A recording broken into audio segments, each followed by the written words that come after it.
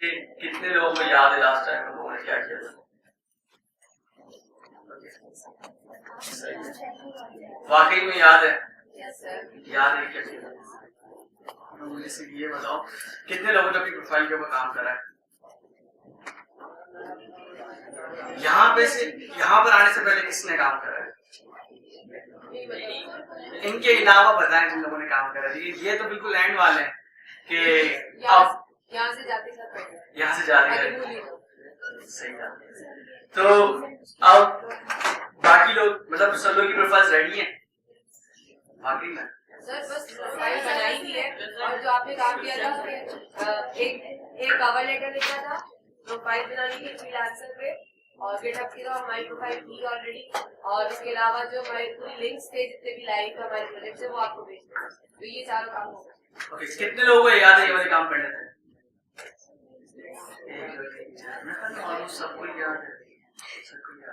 तो मतलब आप लोग की ईमेल्स चलती नहीं है या ईमेल फेल हो गई कि माइक्रोसॉफ्ट ने जो है स्पैम में डाल दी, या उनको टैग करो में? मेरे पास स्पैम्स बहुत आते हैं, मेरे पास डेली 100+ स्पैम्स आते हैं, मतलब 100 में कम बोल रहा हूँ। मैंने गलती एक बार ये करी थी, एक स्पैम ईमेल को मैंने रिप्लाई कर दिया था, उसके बाद 1-2 मैसेजेस के बाद मेरे पास अब डेली 200+ स्पैम्स आते हैं, इसके अंदर कभी कोई नाइजीरियन प्रिंस मेरे पास जो है ना अपनी जायदाद छोड़ के जा रहा होता है, कभी इंग्लैंड की कोई आंटी है जो कि जो है ना अपनी जायदाद होती है कैंसर से मर रही होती है। तो अब बात क्या रहती है स्पैम का, तो खैर कोई ऐसा मसला नहीं, मैं स्पैम्स भी चेक करता हूँ, मेरी ज्यादा ईमेल स्पैम्स नहीं आती। सेंड ना करने की वजह क्या है? क्योंकि मेरे पास अलोई कितनी स्ट्रेंथ है, आई गेस 50 नहीं है, 37-38 स्टूडेंट्स का मुझे बोला गया था, तो 37-38 में से सिर्फ गिनती है 3 लोग आए।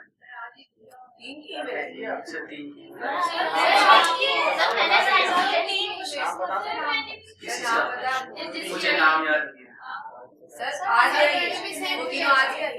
मैंने अभी 1 बजे तक तो मैंने चेक करा है।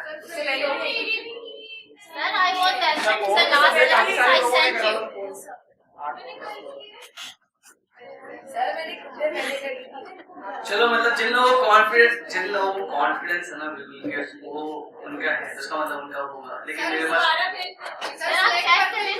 दोबारा भेजने की जरूरत नहीं है। मैं घर जाके चेक करूंगा, स्कैन थोड़ी चेक करूंगा, स्कैन तो वो क्लास में वो टाइम निकल जाएगा। अच्छा, मेरी प्रोफाइल्स बनी है, कवर लेटर्स लिखिए तक। यस सर, सब लोग एक काम करो, सब लोग अपने कवर लेटर्स खोलो, ईमेल ये अपने कवर लेटर्स खोलो। तो मतलब अपने पास से डिलीट तो नहीं हुआ होगा ना? मतलब तो हर बार रीसेट करते इस बार भी कर देना।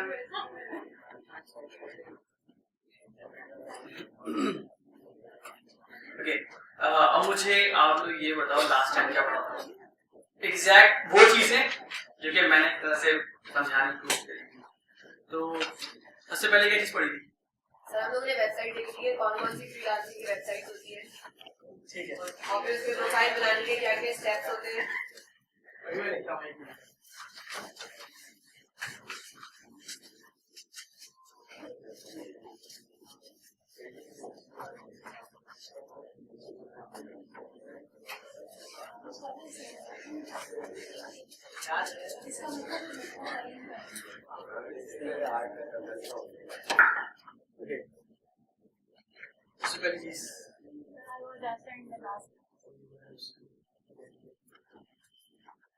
सबसे पहली चीज क्या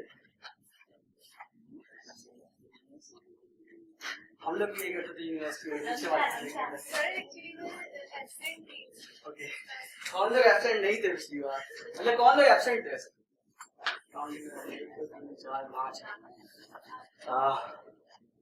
ठीक है, कोई भी नहीं देखेगा वैसे नहीं चले।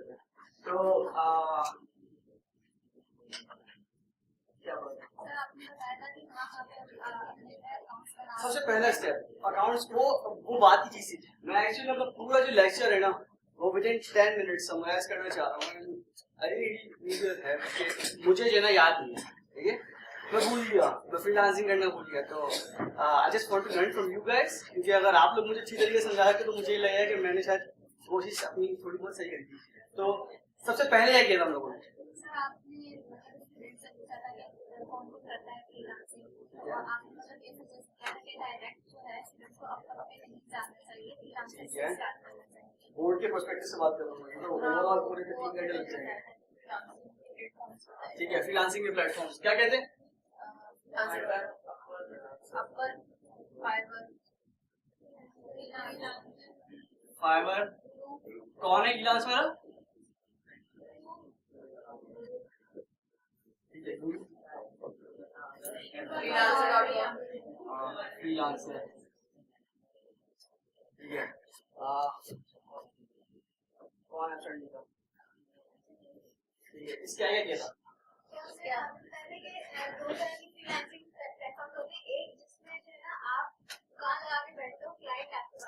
दुकान कौन सी है? वेबसाइट में दुकान कौन सी है? अपवर्क दुकान नहीं है, सिर्फ फाइवर दुकान है। अभी लोगों ने फाइवर को पढ़ा नहीं है, मैंने सिर्फ एक जनरल एग्जांपल दी थी कि फाइवर एक तरह से दुकान है।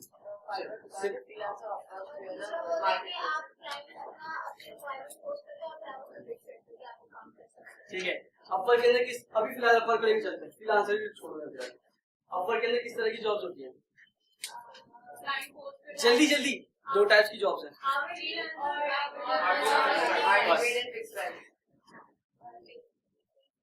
Hourly, fixed. आवरली में क्या होता है? और आवर आपको ट्रैक किया जाता है, आपके काम को ट्रैक किया जाता है, और आवर जितने क्लिक्स होते हैं, जितने माउस क्लिक्स होते हैं, और आपके बटन उसके हिसाब से। ट्रैकिंग के बाद क्या होता है? अभी बताना। स्क्रीनशॉट्स, सही है, स्क्रीनशॉट ट्रैकिंग का पार्ट है। इसके बाद क्या होता है? एक उनके पास रिपोर्ट जाती है, हमारी हो जाती है,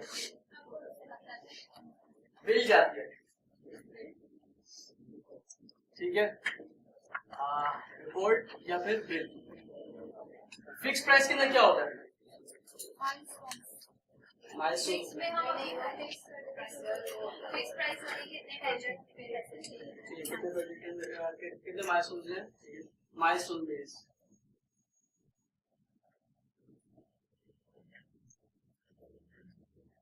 इसके बाद क्या होता है? माइलस्टोन के बाद पेमेंट होती है। नहीं, पहले वो होती है, पहले आप अपनी वेबसाइट देते हो उसको, मतलब सबमिट करते हो आप, उसके बाद सबमिट करते हैं, फिर पेमेंट। हाँ, वो नेक्स्ट फेज है, वो एक्चुअली में काम का फेज है। जब आप ट्रैक कर रहे हो, काम कर रहे हो, तो उसके बाद आप बिल सेट करते हो। देन नेक्स्ट चीज, अब किस तरह की जॉब्स होती हैं? फिक्स प्राइस जॉब्स के ऊपर क्या होता है? क्या करना पड़ता है?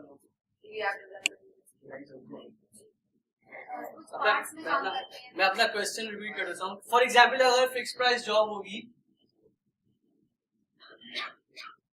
वो क्या करना पड़ेगा कि वो आप उसके ऊपर हायर हो, वो रिस्पॉन्स देना होगा, कन्वर्सेशन स्टार्ट करनी होगी क्लाइंट से। कैसे? क्लाइंट को कवर लेटर भेजेंगे, आप जॉब पे अप्लाई करोगे? जी, जॉब के लिए अप्लाई करिए कवर लेटर के साथ, कवर लेटर ठीक है, जिसको बिड करना है। सही है। जॉब एप्लीकेशन या फिर बिल्ड और इसे वो कनेक्ट करेक्ट दो आप जॉब नहीं बनाओ। जिन लोगों को पता है ना, जो लोगों को पता है बिल्ड कैसे होती है, बिल्ड के अंदर कनेक्ट कर चुके हैं। देन सेकंड पार्ट क्या लगता है उसमें?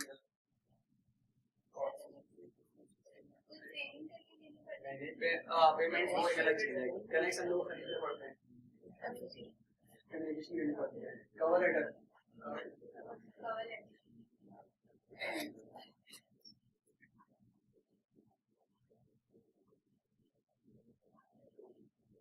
ठीक है, यही है ना जो मेन चीज है। बाकी उसका एक कवर लेटर किस तरीके से लिखना है, फिर उसके बाद मैंने आप लोगों को बोला था कवर लेटर किस तरीके से लिखते हैं, एंड देन वो सारी चीजें। आप जो है ना, अब आप सब लोग अपने कवर लेटर निकालो, एंड देन हम लोग कोई भी कवर लेटर ले लेते हैं, एंड देन यहाँ पे एक छोटा सा रोल प्ले कर लेते हैं कि एक बंदा क्लाइंट बनेगा, एक बंदा जो है ना वो फ्रीलांसर बनके अपने उस कवर लेटर के साथ जो उसने टाइप करा है ना, सेल आउट करने की कोशिश करेगा। ठीक है, तो आप सब लोग अपने कवर लेटर निकालो। हाँ, रिकॉर्डिंग ऑन है, रिकॉर्डिंग ऑन है।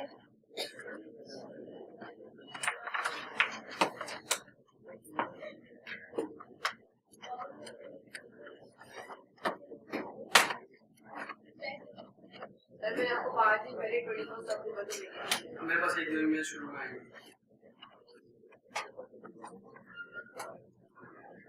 सब लोग कवर लेटर आ गया, ठीक है। अब कोई एक बंदा है जो कि आके अपना कवर लेटर रीड करे, कोई भी एक बंदा, ठीक है। और इसमें चैलेंज ये है कि जिस बंदे का कवर लेटर है ना, वो एक्चुअल में क्लाइंट बनेगा, एक्चुअल में क्लाइंट बनेगा, वो फ्रीलांसर बनेगा।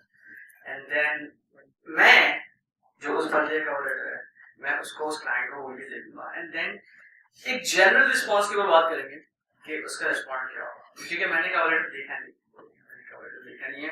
और किसी को याद है लास्ट टाइम कौन से सेक्शन से आप रिएक्ट या वर्डप्रेस? रिएक्ट पर, ठीक है। तो फॉर एग्जांपल रिएक्ट का हमारे पास एक कवर लेटर है और मैंने जॉब क्या बोली थी? I want a react.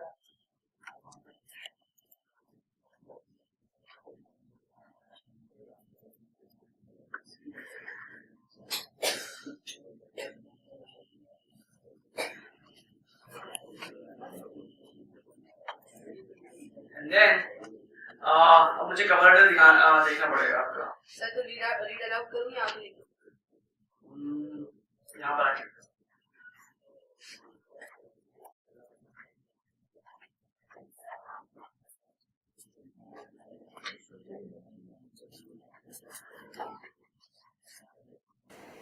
Web link तो नहीं, नहीं, ये कंप्लीट के ऊपर ही है और है ही है। बस I will be happy to say help. वो छोड़ दो, आई विल बी सही है। हैप्पी। हाँ, इतना तो। वो मेरा बस बाकी सारी के लिए छोड़ दो। Thank you.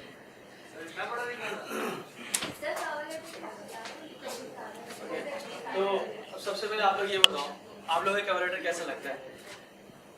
अपने पर्सपेक्टिव से बताओ कैसा, क्योंकि खुद लोग का भी ऐसा ही होगा। अच्छा लगता है, ठीक है। अच्छा लगता है, बुरा लगता है, नॉर्मल लगता है, क्लाइंट रिस्पॉन्ड कर देगा, क्या करेगा? सर क्लाइंट इतना बड़ा नहीं पड़ेगा, तो शॉर्ट डिस्क्रिप्शन में देना चाहिए। नहीं सर, पहले इंट्रोड्यूस कराना था अपने आप को। यस सर, छोटा अच्छा लिखा हुआ है ये कवर लेटर। ये साफ और मनमाइज तो पैराग्राफ में नहीं सर, शॉर्ट डिस्क्रिप्शन। एक टाइम पे एक बंदा बोले तो सबको नहीं सुन सकता एक साथ, कोई भी एक बंदा, ठीक है। हाँ सर आपने एक्चुअली सिर्फ यही कहा ना कि रिएक्ट ऐप बनवानी है, तो वो बंदा ही कंफ्यूज हो जाएगा कि आखिर बनवानी कैसी है, तो उसको मतलब वो क्या प्रिसाइज करने के लिए वो क्वेश्चन पूछेगा ताकि वो जवाब दे कि वाकई में मैंने कैसी ऐप बनानी है, क्या करना है। मैंने भी कवर लेटर में ऐसे ही क्वेश्चन पूछे। सही है, मैंने तो नहीं बोला कि पूरा मैंने भी कुछ ऐसे ही लिखा है वर्डप्रेस। ठीक है। देखो, जब भी आपके पास जेनेरिक कवर होगी, डिस्क्रिप्शन होगी, तो आप क्वेश्चंस करोगे लास्ट में। और जहाँ तक ये बात है कि अपना इंट्रोडक्शन होना चाहिए, पहले ये चीज़ होनी चाहिए, ये सारी चीज़ें जो है ना आप मिरर के सामने खड़े होकर ना बोल लो। फॉर एग्जाम्पल मैं अगर इसी को बोलूँ कि मैं अगर मिरर के सामने खड़े होकर बोलता हूँ कि सर मैंने आपकी जॉब पोस्ट देखी है और ये जो ना मेरी स्किल से काफ़ी मैच करती है एंड मैं आपको ज्वाइन करना चाहता हूँ। एक मिनट मुझे देखिएगा सही से।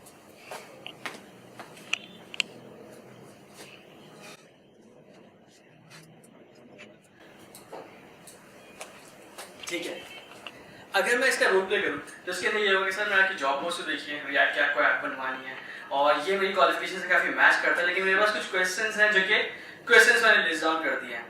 अब आप मुझे ये बताओ, ऐसा क्लाइंट अगर कोई मेरी चीज़ देखता है तो वो इंटरेस्टेड होगा रिस्पॉन्ड करने में या नहीं? रिस्पॉन्ड करेगा, ठीक है, रिस्पॉन्ड करेगा। अब इसी के केस में फॉर एग्जांपल ये अकेला बंदा नहीं था जिसने ये वाला पैटर्न फॉलो करा, क्योंकि आप लोग यहाँ पे 30+ स्टूडेंट्स हो। तो फॉर एग्जांपल अगर रिएक्ट वाले हैं 15 लोग हैं और एक उनको जॉब मिल गई कि हम लोग यहाँ पे अब कुछ टाइम में बिल्ड करना शुरू करेंगे, तो अगर 15 लोग हैं एक ही टाइम के ऊपर एक ही जॉब के ऊपर पोस्ट कर रहे हैं, वो कवर लेटर अप्लाई कर रहे हैं, तो अब क्या लगता है किस तरीके से आ जाएगा? वैसे सर बहुत सारे लोग होते हैं, जब मैं वो ट्राई कर रही थी देख रही थी, बहुत सारे लोग होते हैं। वो बहुत सारे तो होते हैं, लेकिन मैं तो पर्टिकुलर यहाँ की बात कर रहा हूँ, क्योंकि अगर क्लाइंट ऑनलाइन बैठा हुआ है तो उसको यहाँ से ही एग्जैक्ट कुछ टाइम में 1 आवर के स्पैन के अंदर ना उसको एक ही तरह के कवर लेटर्स मिलेंगे। एक ही तरह के कवर लेटर इस सेंस में नहीं होंगे कि उसके अंदर सारे क्वेश्चन से होंगे। अगर तुम लोग क्वेश्चन सेम रखते हो तो प्लीज नहीं करना। तुम लोग के इंडिविजुअल प्रोफाइल्स हैं, दोस्तों के साथ अगर काम करते हो वो एक अलग चीज़ है, लेकिन कॉपी पेस्ट नहीं करना। इवन क्वेश्चंस भी अपने अपने क्वेश्चंस बनाओ, दिमाग लगाओ थोड़ा सा। तो अब बात ये है कि क्वेश्चंस तो आएंगे, लेकिन जब इतने सारे कवर लेटर्स एक जैसे होंगे तो एज कैसे आएगा? सर जो प्रोजेक्ट्स के लिंक्स दिए होंगे ना, जो रेलेवेंट होंगे, उसके बाद जो चीजें मैच कर रही होंगी उसका, जैसे यहाँ पर तो मेंशन नहीं था कि कैसे रिएक्ट ऐप चाहिए, लेकिन अगर कोई चीज वहाँ पे मेंशन होगी, जैसे आपने पहले बताया था कि user sign in sign up वाली चीज हो या कोई भी ऐसी चीज जो मैच हो रही होगी तो वो ज्यादा अट्रैक्ट करेगी क्लाइंट को। ठीक है, अब वही बात आ गई कि इतने सारे जब कवर लेटर्स होंगे तो कैसे आएगा? एक बंदे ने ये चीज फॉलो कर ली, बाकी प्रोजेक्ट से आएगा, बाकी प्रोजेक्ट से आएगा, ठीक है, पोर्टफोलियो से आएगा, एंड देन फिर आपका अपना इंट्रोडक्शन भी आएगा। ये मैंने भी यही बताया था कि आप अपने आप पे फोकस तो करो, लेकिन बहुत कम, ज़्यादा नहीं, ठीक है। इस वाले कवर लेटर में बिल्कुल सही है। अगर मैं जेनेरिक की बात करूँ सही है कवर लेटर, इसमें थोड़ी सी जो चीज़ मिसिंग लग रही है वो आपका अपना इंट्रो है, क्योंकि आप क्लाइंट को बता तो रहे हो, ये सिर्फ क्वेश्चन कर रहे हो आप क्लाइंट से, लेकिन आप अपने बारे में नहीं बता रहे। तो ये यूजुअली ये भी होता है फ्रीलांसर के ऊपर या अपवर्क के ऊपर। अपवर्क के ऊपर वैसे ये बहुत ज़्यादा यूज़र नहीं होता है कि मल्टीपल लोग हैं ना वो एक ही प्रोफाइल से बिल्ड कर रहे होते हैं, एंड यूजुअली ये होता है कि एक कंपनी ने एक इंडिविजुअल फ्रीलांसर की प्रोफाइल बना ली एंड देन वो बिल्ड कर रहा है। जब ऐसा होता है तो जो बिजनेस डेवलपमेंट मैनेजर है वो आके बिल्ड कर रहा होता है, जबकि उसके बाद उसको कुछ नहीं पता होता, टेम्पलेट्स यूज करता है, बाज़ बात क्वेश्चन भी कर लेता है। तो वहाँ पे ना आप अपना इंट्रोडक्शन दोगे कि आप मतलब किस तरीके से काम कर रहे हो, कितने सालों से काम कर रहे हो, किन चीज़ों पे काम करा हुआ है। ओवरऑल अगर मैं ये बोलूँ तो ये कवर लेटर सही है। बस मैं ये बोलूँगा कि क्लाइंट को ना आपके क्वेश्चंस तक पहुँचने में 3 से 4 लाइनों की रीडिंग चाहिए थी। मैं ये रिकमेंड करूँगा हाई के बाद फौरन से क्वेश्चन निकालना फॉर एग्जाम्पल, और ये मेंशन कर दो कि यार क्लाइंट आपने जो है ना इसमें चीज़ें डिस्क्रिप्शन ऐड नहीं करी थी, इस वजह से मैं क्वेश्चन पूछ रहा हूँ। यूजुअली मैं करता हूँ, मैं ये बोलता हूँ कि यार जब आपके पास इतनी सारी डिस्क्रिप्शन मेंशन नहीं है तो मेरे पास कुछ क्वेश्चंस हैं, ये फर्स्ट लाइन के अंदर लिखना ताकि, और वो बुलेट पॉइंट्स में करता हूँ। यूजुअली मैं बुलेट पॉइंट्स का फॉर्मेट यूज़ करता हूँ, वो रीडेबल होता है, वो ज़्यादा जो है ना आसान, मतलब थोड़ा सा आई कैचिंग होता है। तो यही चीज़ है, क्वेश्चंस आप लाजमी करोगे, क्वेश्चंस के अंदर कर रहे हैं। क्वेश्चंस के साथ साथ ना आप कोशिश करो कि अपना पोर्टफोलियो का जो लिंक है उसको इस चीज़ से डिस्क्राइब करो कि वो प्रोजेक्ट से कैसे मैच करता है। हाँ, वो सब मैंने क्लोन के बाद। तो इसकी एग्जांपल बिल्कुल इसी तरीके से ले लो। एक बंदा है, क्लाइंट है, उसने बोला मुझे एक रिएक्ट की ऐप चाहिए, इसके अंदर यूजर जो है ना मेरे पास मैनेज होंगे, या स्नैपचैट फॉर एग्जांपल, स्नैपचैट की ऐप मुझे बनवानी है, स्नैपचैट की ऐसी आपने स्नैपचैट बनाई नहीं, हाँ स्नैपचैट बनाई नहीं, लेकिन उसने बोला था कि मुझे रिएक्ट नेटिव के ऊपर चाहिए। लेकिन रिएक्ट नेटिव के ऊपर अगर बिल्कुल बेसिक ऐप भी होगी तो उसके अंदर यूजर काम तो हो रहा होगा ना, यूजर ऐड हो रहे होंगे, यूजर डिलीट हो रहे होंगे, ये वाली सारी चीज़ें हो रही होगी। आप वहाँ पे नई चीज़ मेंशन कर दो कि जो आपकी स्नैपचैट वाली ऐप है उसके अंदर यूजर अकाउंट तो हो रहा है, जो लाजमी सी बात है, होगा, कोई ऐसी जगह नहीं होगी जिसके अंदर यूजर्स की मैनिपुलेशन नहीं होगी। आप वहाँ पे मेंशन करो कि मैंने एक्जैक्टली अपनी ये वाला पोर्टफोलियो है जिसके अंदर मैंने यूजर के ऊपर काम किया हुआ। वहाँ पे जो है ना क्लाइंट का इंटरेस्ट गेट होगा, वहाँ पे आपकी जो नई ये चीज़ उठ कर आएगी। और बात वही वाली बात की है, इतने सारे बंदों में एक टाइम पे बिल्ड कर रहे होंगे तो वहाँ पे आपका कवर लेटर उठेगा कैसे? आपने कवर लेटर उठाओगे अपने क्वेश्चंस का कोई पोर्टफोलियो लिंक्स के साथ। आपका जितना स्ट्रॉन्ग पोर्टफोलियो होगा और किस तरह से आप उसको रिप्रेजेंट करोगे वो क्लाइंट को बताएगा कि यार ये बंदा मेरे लिए कितना फायदेमंद है। ठीक है, ये वाली चीज़ है कवर लेटर के बाद। ऑफर का पूरा ओवरऑल जो ओवरव्यू वो यही है कि आप ज्वाइन करते हो वेबसाइट, आप साइन अप करते हो एज अ फ्रीलांसर या एज अ क्लाइंट। अगर एज अ फ्रीलांसर करते हो तो आप जॉब्स के ऊपर बिल्ड करते हो, कवर लेटर देते हो, आवर्ली रेट देते हो, देन क्लाइंट को अगर समझ में आ गई चीज़ें तो फिर वो आपको हायर करता है, काम करवाता है, पेमेंट कर देता है। बस यही सारी चीज़ें हैं। और इस एडिशनल चीज़ें जो हैं वो आपके डिस्प्यूट्स हैं, जो कि जब डिस्प्यूट्स आएंगे ना मैं तब बताऊँगा, उससे पहले बताने का फ़ायदा नहीं, आपके लोगों को जहन से निकलेगा। ठीक है, डिस्प्यूट्स हैं, उसके बाद टर्म्स एंड कंडीशंस की वायलेशन है जो कि इंपॉर्टेंट है, वो बताता हूँ। टर्म्स एंड कंडीशंस की वायलेशन है, और इसी के साथ साथ जो प्रोफाइल अप्रूवल का जो मसला है वो चीज़ है। अब टर्म्स एंड कंडीशंस की अगर हम लोग बात करें तो अपवर्क जो बनी है वो सिर्फ और सिर्फ हेल्प करने के लिए बनी है। ठीक है, अगर एक बंदा किसी सामने वाले की हेल्प करता है कनेक्ट करवाने के लिए एजेंट्स को, रियल एस्टेट एजेंट की अगर मैं एग्जाम्पल दूँ, आप लोगों ने कभी किसी एस्टेट एजेंट के साथ मतलब घर खरीदा है? ये घर खरीदा है, किस तरीके से काम करता है रियल एस्टेट? मिडिल मैन होता है वो। ठीक है, मिडिल मैन उनके पास जाते हैं और उनको बताते हैं हमारी इस एरिया में ये रिक्वायरमेंट है, रूम्स ये वो, फिर उसके पास जो भी मतलब ओनर्स ने अपने घर लिस्ट करवा आए होते हैं, तो उसके साथ जो मैच कर रहा होता है हमारी रिक्वायरमेंट्स को, वो हमें वो घर ले जाके दिखा देते हैं और कुछ कमीशन। ये पॉइंट था, वो खुद जाता है लेके, ठीक है, वो खुद जाता है। और ऐसा किसी ने करा है कि फर्स्ट टाइम वो क्लाइंट के साथ या बंदों के साथ जो घर जो सेल आउट करना चाहते हैं उनके पास गया, देन नेक्स्ट टाइम जो है ना वो डायरेक्ट पहुंच गया? करते हैं लोग। रियल एस्टेट एजेंट का रिस्पॉन्स कैसा होता है? गुस्सा आता है उसको, ठीक है। तो एक नॉर्मल चीज थी, आपने जिसको बाईपास कर दिया तो जाहिर सी बात है चढ़ गया वो। यही चीज ना अपवर्क करता है। अपवर्क सिर्फ एक मिडिल मैन है जिसका काम है क्लाइंट और फ्रीलांसर को कनेक्ट करना।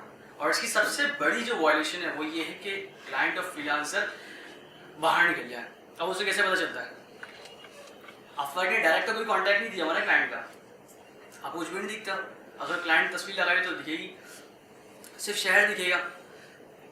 मसला तब आता है जब क्लाइंट ने आपको मैसेज करे कि यार मुझे बाहर रब्ता करो। प्रॉब्लम तब शुरू नहीं होगी, प्रॉब्लम शुरू होगी जब आप उसके रिस्पॉन्स बोलोगे ठीक है मैं करता हूँ। ऐसे आप करोगे ना, विदिन 15 डेज आपका अकाउंट सस्पेंड हो जाएगा, क्योंकि आप पर कोई बंदा तो है नहीं, ठीक है। हर 15 दिन बाद की जो है ना वो एवेल्यूशन होती है कि किस तरीके से लोग चल रहे हैं, वहाँ पे मैसेजेस ट्रैक हो जाते हैं। एग्जैक्टली फाइवर में भी यही होता है कि अगर आप फाइवर की चैट के अंदर क्लाइंट को किसी दूसरे प्लेटफॉर्म का नाम बोलो तो वो फाइवर ब्लॉक का मैसेज उसमें लेकर जाएगा स्पैम में, एंड देन वो 1-2 दिन के बाद जो है आपका अकाउंट डिसेबल कर देंगे। लेकिन जो जुगाड़ी होते हैं वो ऐसा भी तो करते हैं। अब मुझे नहीं पता कि आप कितना मैं जुगाड़ी बता रहा हूँ, जुगाड़ी कैसे होता है। वर्ड डॉक्यूमेंट में सारा अपना मैसेज डिटेल्स वगैरह लिख के वो फिर हाँ ये करते हैं। यही तो वजह है कि फिर अपवर्क ने हम लोगों के ऊपर पाबंदियां लगाई है, हमारी प्रोफाइल से प्रूव नहीं करता वो, क्योंकि अपवर्क को पता है कि हम लोग कोई भी नई चीज लेकर आते हैं, हम लोग हम लोग उसको कुछ ना कुछ करके उससे जो है टर्नआउट निकाल लेते हैं। तो ये वाली चीजें होती हैं।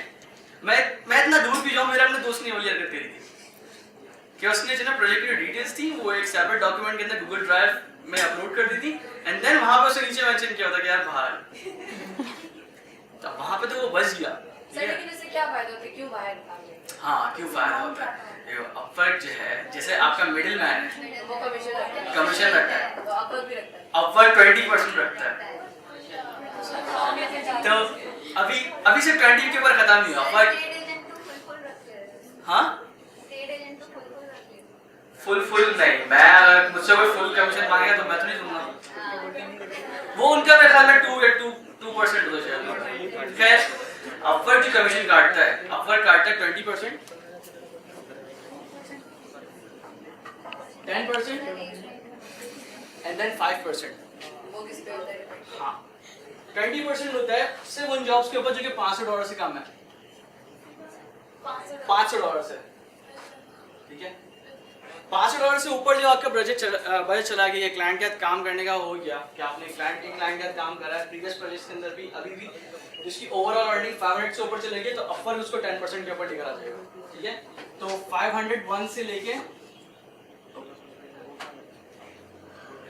5000 तक, आई गेस 5000 ही है, वहाँ पे 10% कटेगा। और अगर आपका कोई क्लाइंट ऐसा आगे जिसको 5000 से ऊपर आपने काम करा हुआ है तो वहाँ पे अपवर्क $5 चार्ज करेगा।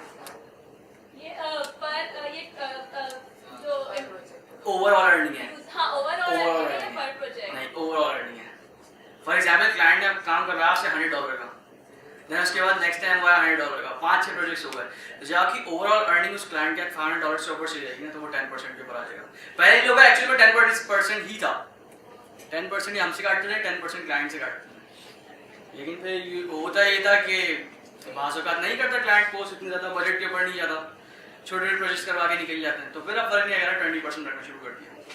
सर ओवरऑल का क्या मतलब, हर दफा हर प्रोजेक्ट की तो पेमेंट उस प्रोजेक्ट के साथ हो जाएगी ना, तो उस प्रोजेक्ट में वैसे कितने आएंगे, या ओवरऑल का क्या मतलब? ओवरऑल जो है स्पेंड ये 1 मंथ का होता है, 20 का होता है, 6 लाइफ टाइम मैं बता रहा हूँ एग्जैक्टली। अब लाइफ टाइम फॉर एग्जाम्पल मेरे पास एक क्लाइंट है तुर्की का, ठीक है, तुर्की का क्लाइंट है, उसने मुझसे सन 2017 के अंदर काम करवाया। फॉर एग्जाम्पल उसने काम करवा लिया $1000, समझ गए, 1000 का नहीं गया, 150 का, ठीक है। अपवर्क ने काटी 20%।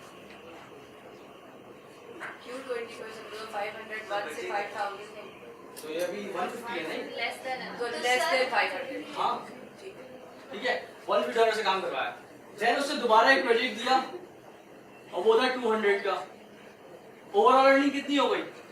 अच्छा 350 हो गई, अपर में दोबारा काटा 20%, ठीक है, दोबारा उसने काम दिया, ये फॉर एग्जाम्पल चला गया 150 का, ठीक है, ओवरऑल अर्निंग कितनी हो गई 500। इसके बाद जितने प्रोजेक्ट्स होंगे ना अपवर्क 10% काटेगा, सिर्फ उसी क्लाइंट के साथ, सिर्फ उसी क्लाइंट के साथ, किसी और के साथ क्यों काटेगा? सर ये दोनों के साथ काट रहा है, क्लाइंट के साथ भी और ओनर के साथ, क्लाइंट का उनका अलग सिस्टम है, दो के बाद। हाँ क्लाइंट का उनका अलग सिस्टम है कि वो कितने का चार्ज करता है तो बिल्कुल तो सर जो प्रोजेक्ट दे रहे हैं उसके भी कटेंगे 20%? उसके 20% नहीं कटेंगे, उसकी कोई फीस कटेगी, आई गेस 10% है, लेकिन मैं 100% श्योर नहीं उसके ऊपर। ये सिंगल क्लाइंट के साथ काम हो रहा है सारा। सर ये सिर्फ फ्रीलांसर के अंदर भी है। फ्रीलांसर क्या करता है, सेम नहीं है, फ्रीलांसर काम करता है 10% के ऊपर। फ्रीलांसर काम करता है 10% के ऊपर, जिसके 10% आपसे काटेगा, 10% क्लाइंट से काटेगा, तो ओवरऑल उसका भी 20 बनता है, लेकिन वो समझ लो 10% चल रहा है। इसके साथ फ्रीलांसर एक फैसिलिटी देता है कि आप जो है ना अपने क्लाइंट को बाहर से फ्रीलांसर के ऊपर लेके आ सकते हो। उसका फायदा ये होता है कि फ्रीलांसर ना फिर कोई कमीशन नहीं काटता। कैसे पता चलेगा कि आप बाहर से लेकर आए? हाँ, वो रेफरल का प्रोग्राम है, वो एक लिंक देते हैं जिसके थ्रू आप अपने क्लाइंट को साइन अप करवाते हो, क्लाइंट आपको हायर करता है, कोई फीस पे नहीं करता, तो फ्रीलांसर में इस चीज पर चार्ज नहीं करता। जैसे हमारे लोकल क्लाइंट्स होते हैं वो करवा सकते हैं, जैसे लोकल आते ही नहीं है, लोकल डॉलर्स में डील ही नहीं करते। हाँ, लोकल डॉलर्स में डील ही नहीं करता, जो मेरा अपना एक्सपीरियंस है, वो प्रेफर करता है आपको इजी पैसा करवाता है। चीट इस तरीके से कह सकते हैं कि अगर आप लोकल के साथ काम कर रहे हो तो आपके चीट के ज्यादा चांसेस हैं, क्योंकि अगर वो पैसे लेके भागे तो आपका एक हेडेक है, ये एक तरह आप उससे निकल पाओ किसी तरीके से, उसका काम रोक दो। हमारे दोस्त ने किया था कि उसकी वेबसाइट के ऊपर एक विजिबिलिटी लगा दी थी कि 60 डेज बाद जो है ना वो 0 के ऊपर हो जाएगी, ठीक है, वो रोजाना पॉइंट कुछ कम होती थी, तो 60 डेज बाद उसकी वेबसाइट गायब हो जा रही थी। अब वो नॉन टेक्निकल बंदा था, उसको पता नहीं था, वो दोबारा फिर कॉन्टैक्ट करेगा, यार ये गायब हो गई वेबसाइट। तो ये चीज है, मतलब आपके पैसे थोड़े से फंसे हुए होते हैं जब आप डायरेक्ट डीलिंग करते हो। फ्रीलांसिंग वेबसाइट्स आपको ये करती हैं, एक सिक्योरिटी प्रोवाइड कर देती हैं कि आप उनको लेकर आओ, और अगर आपको डायरेक्ट इसी तरह से डील करने का पे नहीं करना चाहते किसी को, या फ्रीलांसर को पे नहीं करना चाहते, तो आप उसको रेफर कर दो, क्लाइंट साइन अप करेगा, पैसे नहीं कटेंगे आपको फुल पेमेंट मिलेगी, ठीक है। टर्म्स एंड कंडीशंस की वॉयलेशन ये है कि आप अपने क्लाइंट को बाहर लेके जा रहे हैं किसी तरीके से, और अपवर्क को पता चल जाता है, यूजुअली अपवर्क को पता चल जाता है। इस तरीके से जो डॉक्यूमेंट वाला तरीका है ना, उसमें भी हो जाता है, पकड़े जाते हैं, क्योंकि बाज़ अगर उसमें वो लोग भी आते हैं जो कि एक्चुअल में वाली हरकतें नहीं करते। सिर्फ मेरे साथ अपनी प्रीवियस प्रोफाइल के अंदर हुआ था कि मैंने काम करना बंद कर दिया था, सन 2014 की बात है, जब मेरे पेपर्स चल रहे थे बैचलर्स के, उसमें मैंने काम करना बंद कर दिया। 2 साल तक मेरी प्रोफाइल इनएक्टिव रही, और उन्होंने इस बेस के ऊपर सस्पेंड कर दी कि आपने काम कुछ भी नहीं करा और आपने क्लाइंट को बाहर ले काम कर रहा। तो ये चीज़ है, हमारे जहन में भी आती है, तो अफर के जहन में भी आती है।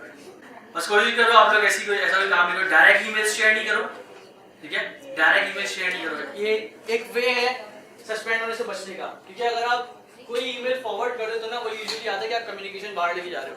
जब आप कम्युनिकेशन बाहर लेके जा रहे हो ना, इसका मतलब ये होगा, ज्यादा चांसेस ये हैं कि आप उसको जितना डायरेक्ट करना चाहते हो, ठीक है। आप ईमेल डायरेक्ट सेंड नहीं करो। फॉर एग्जांपल मेरी यहाँ पे ईमेल है farhan.akil@hotmail, ठीक है, ये वाली मेरी ईमेल है। अब क्लाइंट ने मुझसे मेरी ईमेल मांगी है, डायरेक्ट मैं ये नहीं लिखता, ठीक है, सेंटेंस होता है ना, सेंटेंस में ये पूरा एक वर्ड बन जाएगा, ये हर वर्ड को करता है, वैलिडेट करता है, ये एक वर्ड बन जाएगा। मैं करता हूँ डबल कोटेशन लिख के पहला वर्ड बीच में स्पेस दे दिया और डॉट, या फिर यहाँ पे लिख दिया डॉट, तो उसके बाद यहाँ पर लिख दिया बीच में स्पेस देके, उसके बाद @ एक स्पेस दे दिया, देन hotmail.com भी लगाऊंगा, ये .com भी लगाऊंगा। तो एक ये तरीका आप इस्तेमाल कर सकते हैं। या हम लोग HTML पेज बना लें, अपनी ईमेल तो लिंक दे दें। अगर वो फिशिंग के अकाउंट होगा तो डायरेक्ट सस्पेंड होगा, पर फिर कोई वार्निंग नहीं देगा। सर अकाउंट पे डाउट होगा मेरे साथ तो नहीं वास्ता है सर। अकाउंट पे तो हमारे जीमेल प्रोवाइड करते, तो यूजर वहां से क्लाइंट देख भी सकता है डायरेक्ट जीमेल पे कांटेक्ट। नहीं, आपकी क्लाइंट डायरेक्ट इन्फॉर्मेशन एक्सेस नहीं कर सकता। हाँ, ना आप क्लाइंट की डायरेक्ट इन्फॉर्मेशन देख सकते हो, ना क्लाइंट आपकी देख सकता है। सिर्फ वो इन्फॉर्मेशन दिखेगी क्लाइंट को जो कि आपने पब्लिक करी हुई है, अपनी प्रोफाइल हो, आपने प्रोफाइल अगर पब्लिक करी हुई है तो प्रोफाइल उसको दिखेगी। सर प्रोफाइल में भी तो जीमेल एड्रेस सर, क्या हम पोर्टफोलियो प्रोवाइड आप लोग मुझे ये बताओ, आप लोग अपनी प्रोफाइल की डिस्क्रिप्शन में डाल रहे हो? नहीं ना, प्रोफाइल डिटेल में डाल रहे हो। फेसबुक के कितने सारे लोगों ने नंबर डाले हैं अपने, ठीक है, और कितनों के विजिबल है? ये ऑप्शन है ना, ये फेसबुक आपको ऐसा तो नहीं कर रहा ना कि आपने नंबर डाला हुआ तो जो ना आपका कोई भी बंदा आके देख ले, ऐसा तो नहीं ना। अपवर्क पे करता है वो, जो आपकी डिटेल्स हैं, ईमेल जो है वो अपवर्क के लिए, किसी क्लाइंट के लिए नहीं है सर। और हम जो पोर्टफोलियो प्रोवाइड कर रहे हैं, हमारे पोर्टफोलियो में तो सोशल लिंक्स होते हैं। पोर्टफोलियो में तो होते हैं। पोर्टफोलियो में सोशल लिंक्स होते हैं। फॉर एग्जांपल सर जीमेल या फिर ट्विटर, इंस्टाग्राम, हम लोग इंस्टाग्राम का कहाँ से लोग हैं? सर मतलब सोशल लिंक्स हम अपने कॉन्टैक्ट अस का फॉर्म वगैरह मुझे एग्जैक्ट सुना है बोला। तुम लोग ये बोल रहे हो कि अपने पोर्टफोलियो के अंदर सोशल कॉन्टैक्ट डालोगे, मतलब फेसबुक का लिंक डालोगे, ट्विटर का डालोगे, क्यों डालोगे? लिंक्डइन समझ में आता है, लेकिन तुम लोग पोर्टफोलियो में डायरेक्ट लिंक्डइन का मत डालना है, क्योंकि आप लोग किसी और वेबसाइट के ऊपर लेके जा रहे हो। डायरेक्ट क्यों दे रहे हो? अगर आप एज अ सॉफ्टवेयर डेवलपर आप किसी को अपनी प्रोफाइल सेंड कर रहे हो अपनी पोर्टफोलियो के लिए, तो या तो वो गिटहब का लिंक होगा, स्टैक ओवरफ्लो का स्क्रीनशॉट होगा, कोई भी ऐसा लूज एंड नहीं छोड़ो कि अपवर्क को ट्रैक करे। सर अगर गिटहब का किसी का भी देते हैं, हम भी तो कांटेक्ट कर सकते हैं पोर्टफोलियो। गिटहब का दे दो ना, अपवर्क गिटहब पे जाके थोड़ी चेक करेगा। सर लेकिन कॉन्टैक्ट अस का फॉर्म कॉन्टैक्ट का फॉर्म तुम लोग चैट के ऊपर कैसे अटैच करके दोगे?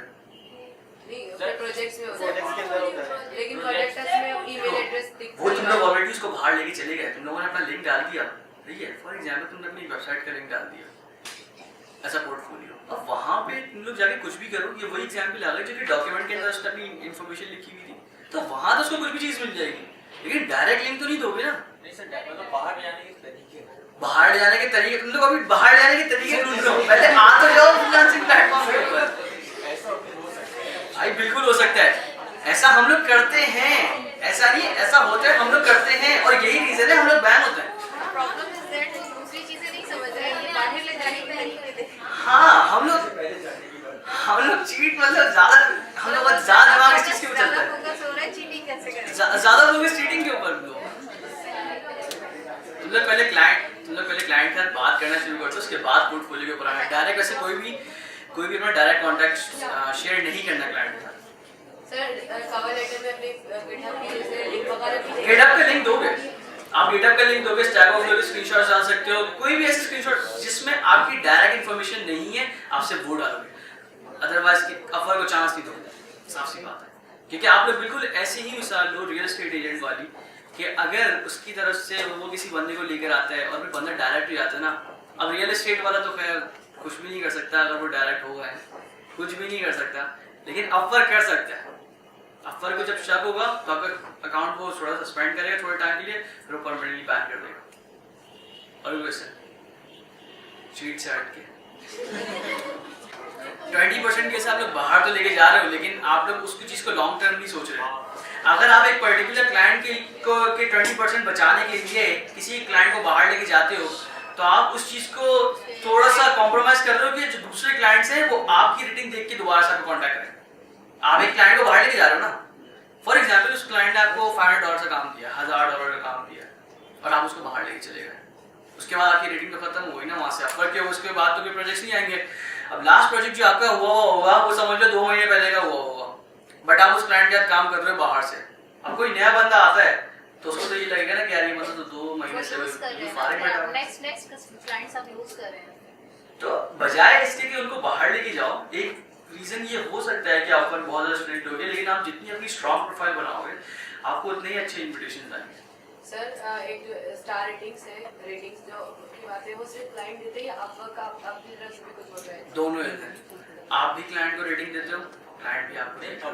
अपवर्क प्रोफाइल को रेटिंग्स देते हैं, यानी बीच में जो कोई रियल एस्टेट वाला बंदा है वो दोनों को रेटिंग, वो मतलब बोलता है ये यूजर जैसे स्टार यूजर्स हो जाते हैं इस तरह से। राइजिंग टैलेंट और टॉप रेटेड। राइजिंग टैलेंट का मतलब ये है कि आप बहुत ज्यादा एक्टिव हो, आपने नई प्रोफाइल बनाई है, आप बहुत ज्यादा एक्टिव हो, क्लाइंट के रिस्पॉन्स आ रहे हैं, लेकिन आपने कोई प्रोजेक्ट नहीं करा हुआ फिलहाल के लिए, तो अपवर्क आपको ना मोटिवेट करने के लिए राइजिंग टैलेंट का बैच करवाया था, जिससे कोई पर्क्स नहीं है, ठीक है, जस्ट लाइक अ बैच। ऐसे कुछ करते हैं। हाँ, ऐसे ही कुछ करने के लिए आपको एक बैच दे दिया कि आप राइजिंग टैलेंट हो। कहीं तो काम आएगा ना ये। किसी चीज में काम नहीं आता, टू बी वेरी ऑनेस्ट किसी भी चीज में काम नहीं आता। ठीक है, मेरी अपनी प्रोफाइल के ऊपर जब मैंने अपनी प्रोफाइल जब बंद हुई थी तो मैं जब रीएक्टिव करी उसके बाद 1.5 साल बाद तो विद इन 2 वीक्स मुझे राइजिंग टैलेंट मिल गया था। एक जॉब नहीं करी है मैंने उसके बाद, मतलब राइजिंग टैलेंट तक मैंने कोई जॉब नहीं करी, लेकिन मुझे बैच मिल गया, कोई फायदा नहीं है। नहीं, लेकिन अगर आप टॉप रेटेड हो तो भी आपको फायदा है। टॉप रेटेड का क्राइटेरिया है कि आपको लास्ट के 12 मंथ्स के अंदर एटलीस्ट $1000 की अर्निंग होनी चाहिए। एक साथ में हाँ, एक साल में, और 16 वीक्स के अंदर ना, प्रीवियस 16 वीक्स के अंदर ना कोई डिस्प्यूट हो,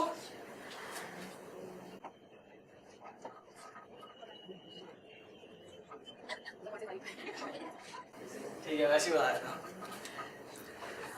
लास्ट के 16 वीक्स के अंदर ना ही कोई डिस्प्यूट हो, ना ही आपकी कोई सस्पेंशन हो, मतलब फर्क ने आपके पास नोटिस ले लिया था, ना ही कोई चीज हो, और ना ही आपका कोई कॉन्ट्रैक्ट ऑन होल्ड हो। अब कॉन्ट्रैक्ट ऑन होल्ड का ना बाज़ औक़ात आपके साथ भी मसला होता है और बाज़ औक़ात क्लाइंट के साथ भी होता है।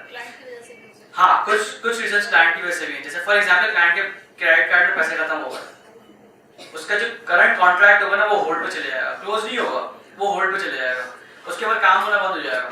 तो अगर आपका ऑन होल्ड आ गया ना, या अगर कॉन्ट्रैक्ट सस्पेंड हो गया, ऑफर जो है ना फिर आपको जो टॉप रेटेड है उसके लिए कंसीडर नहीं करेगा। तो जो टॉप रेटेड एक मतलब कर देंगे तो हमेशा के लिए टॉप रेटेड रहेगा। नहीं, ये वाला जो क्राइटेरिया है ये आपको हमेशा रखना पड़ेगा।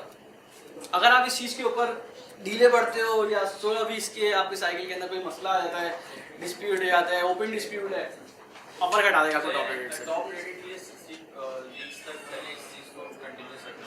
हाँ, और जब आप टॉप रेटेड बन जाए तो उसके बाद कंटिन्यूअसली रखना पड़ेगा। तो अब इसका फायदा क्या होता है टॉप रेटेड? हाँ, इसका फायदा ये है कि आपको चैट सपोर्ट मिल जाती है। चैट सपोर्ट बहुत फायदा है।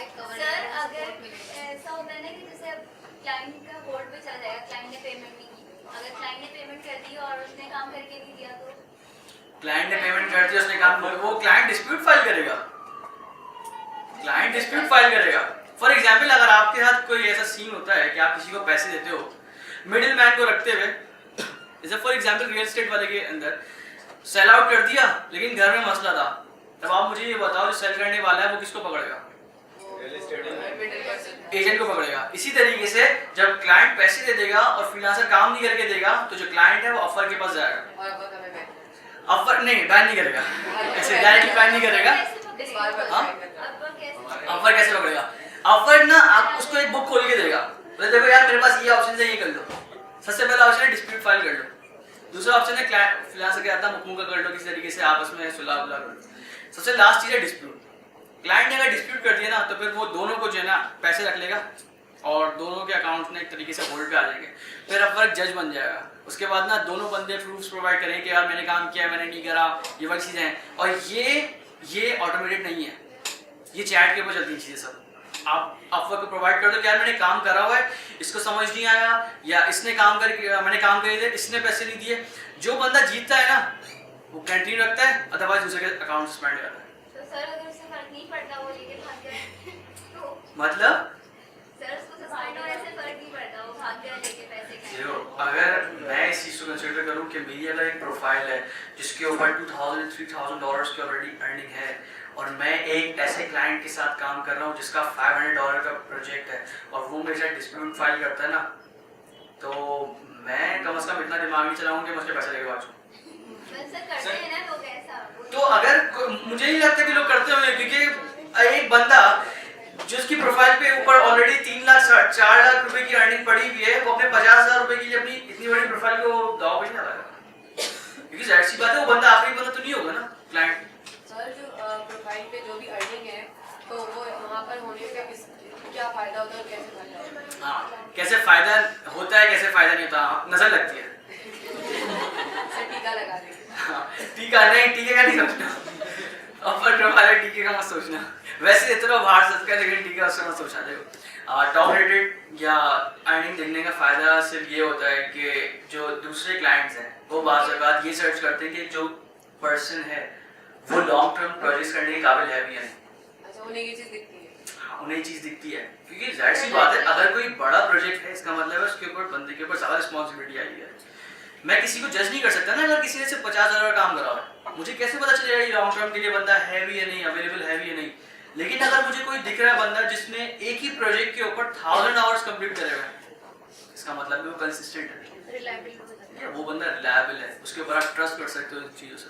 तो ये इस चीज़ का फायदा होता है। अर्निंग्स दिखने से जितनी ज़्यादा अर्निंग होगी ना, क्लाइंट को लगेगा कि हाँ यार, जो मुझसे पहले जो बंदा जो बेवकूफ़ बनने आया था उसने अपना काम करवाया, वो बेवकूफ़ नहीं बना, तो उसको हायर कर सकते हैं। ठीक है। और टॉप रेटेड होने का क्या फायदा? हाँ, टॉप रेट होने का फायदा ये कि आपको अर्निंग्स छुपाने का मौका मिलता है।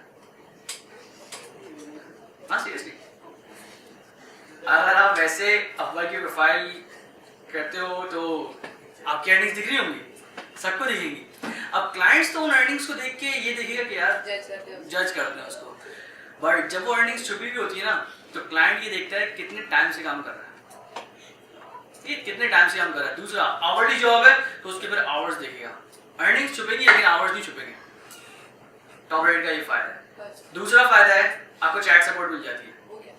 चैट सपोर्ट ये होती है, फॉर एग्जाम्पल आपके पास कोई बहुत ही कॉम्प्लेक्स क्वेश्चन है, जो कि आपके जो सर्किल है उनमें से किसी को भी ना पता नहीं उसके बारे में, या कोई कंफ्यूजन है। फॉर एग्जाम्पल कनेक्ट्स के ऊपर मुझे कंफ्यूजन थी कि कनेक्ट्स मुझे वापसी मिलेंगे या नहीं, क्योंकि मैंने अगर किसी जॉब के ऊपर अप्लाई करा है और मैंने अपनी एप्लीकेशन विड्रॉ कर दी है, तो इसका मतलब मुझे कनेक्ट्स वापस मिलने चाहिए, स्पेंड हुआ था ना, मिलने चाहिए वो।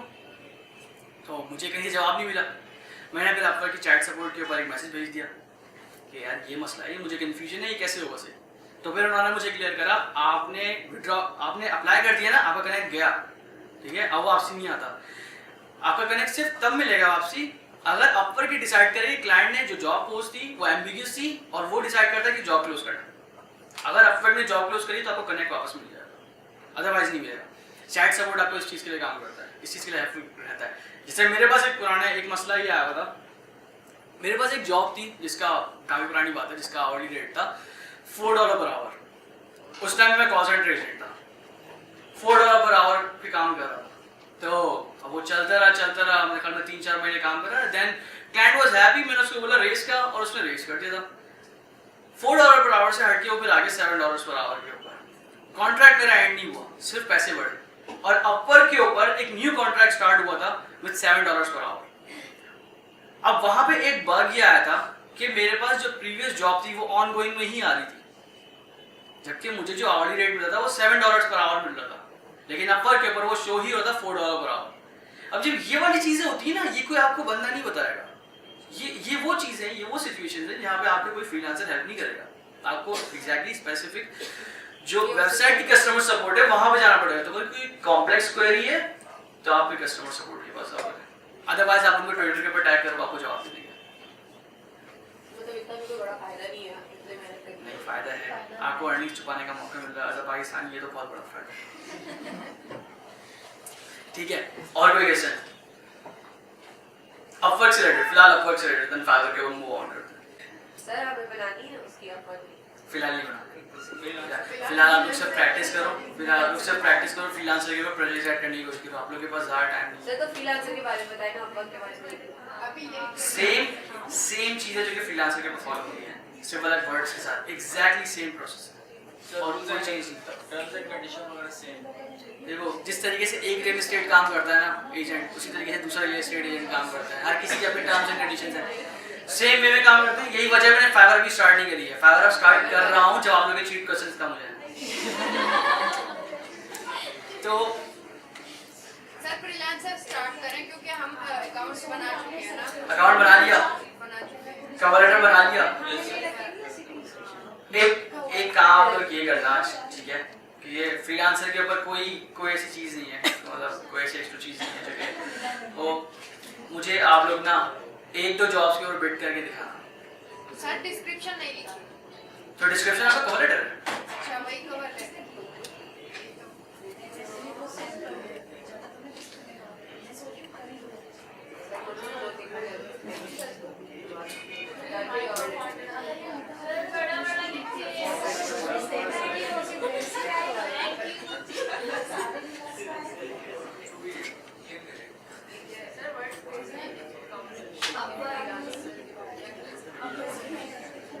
सर आपने फ्रीलांसर के बाद क्या लिखा है अपवर्क से पहले?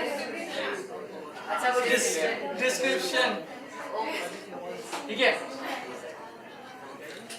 फ्रीलांसर की डिस्क्रिप्शन आपकी प्रोफाइल की वो एक्चुअल में उसी तरीके से जिस तरीके से अपवर्क की आपकी प्रोफाइल ओवरव्यू है, ठीक है, एग्जैक्टली सेम चीज है। अपवर्क के ऊपर कवर लेटर आता है,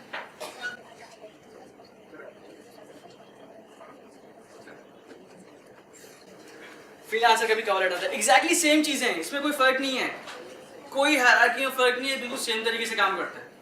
स्टार्ट में आप लोग काम करो सिर्फ फिक्स प्राइस जॉब्स के ऊपर, आवर्ली के ऊपर मत जाना, किसी भी तरह की अलग जॉब पे मत जाना, सिर्फ फिक्स प्राइस के ऊपर जाओ। फ्रीलांसर में कॉन्टेस्ट भी होते हैं, तो वो किस तरह से काम करते हैं? हाँ, कॉन्टेस्ट इस तरीके से काम करता है कि एक ओपन कोई टूर्नामेंट करवा दिया किसी क्लाइंट ने, और क्लाइंट ने बोला कि ये वाला जो टूर्नामेंट है ना, इसके अंदर मुझे फ्री का काम करवाना है, उसका रिवॉर्ड ये होगा।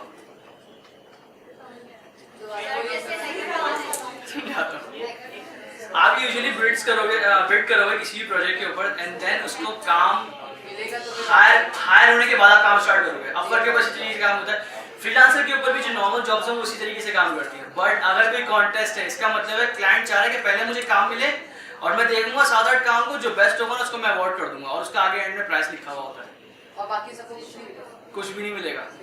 तो फ्रीलांसर के जो कॉन्टेस्ट है वो एक्चुअल में एक से वे है फ्री का काम करवाने के लिए।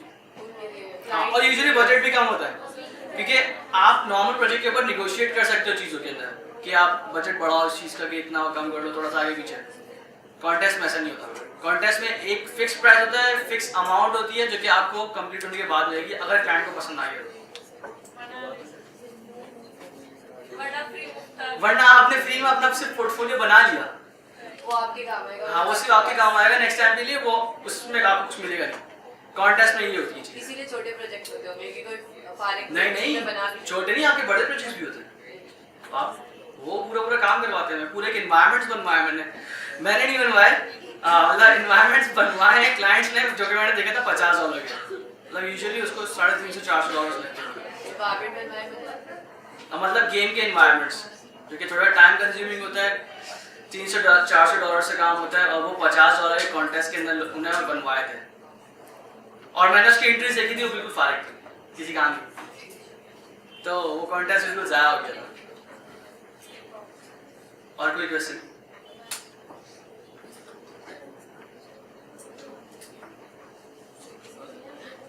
ये कोई क्वेश्चन नहीं पूछा, मुझे आवाज किस चीज की आ रही है? ये अपवर्क में भी कितनी थी?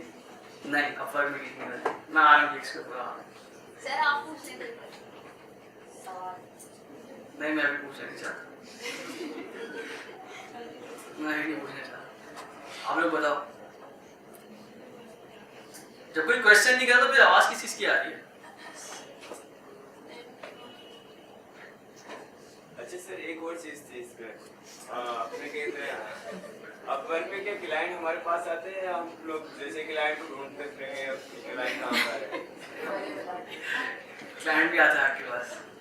जब क्लाइंट कोई जॉब पोस्ट करता है तो अपवर्क उसको रिकमेंड करता है कुछ फ्रीलांसर्स, ठीक है, कि आपने जॉब पोस्ट कर दी, आप इनमें से लोगों को हायर कर सकते हो। फिर क्लाइंट के पास ना ये ऑप्शन होता है कि वो जिस बंदे को रब्ता करे जो है ना, उससे कन्वर्सेशन इनिशिएट कर सकता है, उसको बोलते हैं इनवाइट्स।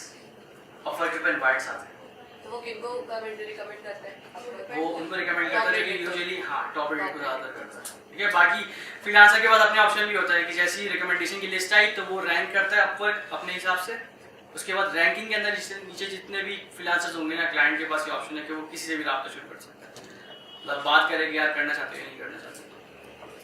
बाकी हम भी उस पे जॉब पोस्ट पे कर सकते हैं, वेट कर सकते हैं। हाँ, वेट कर सकते हैं।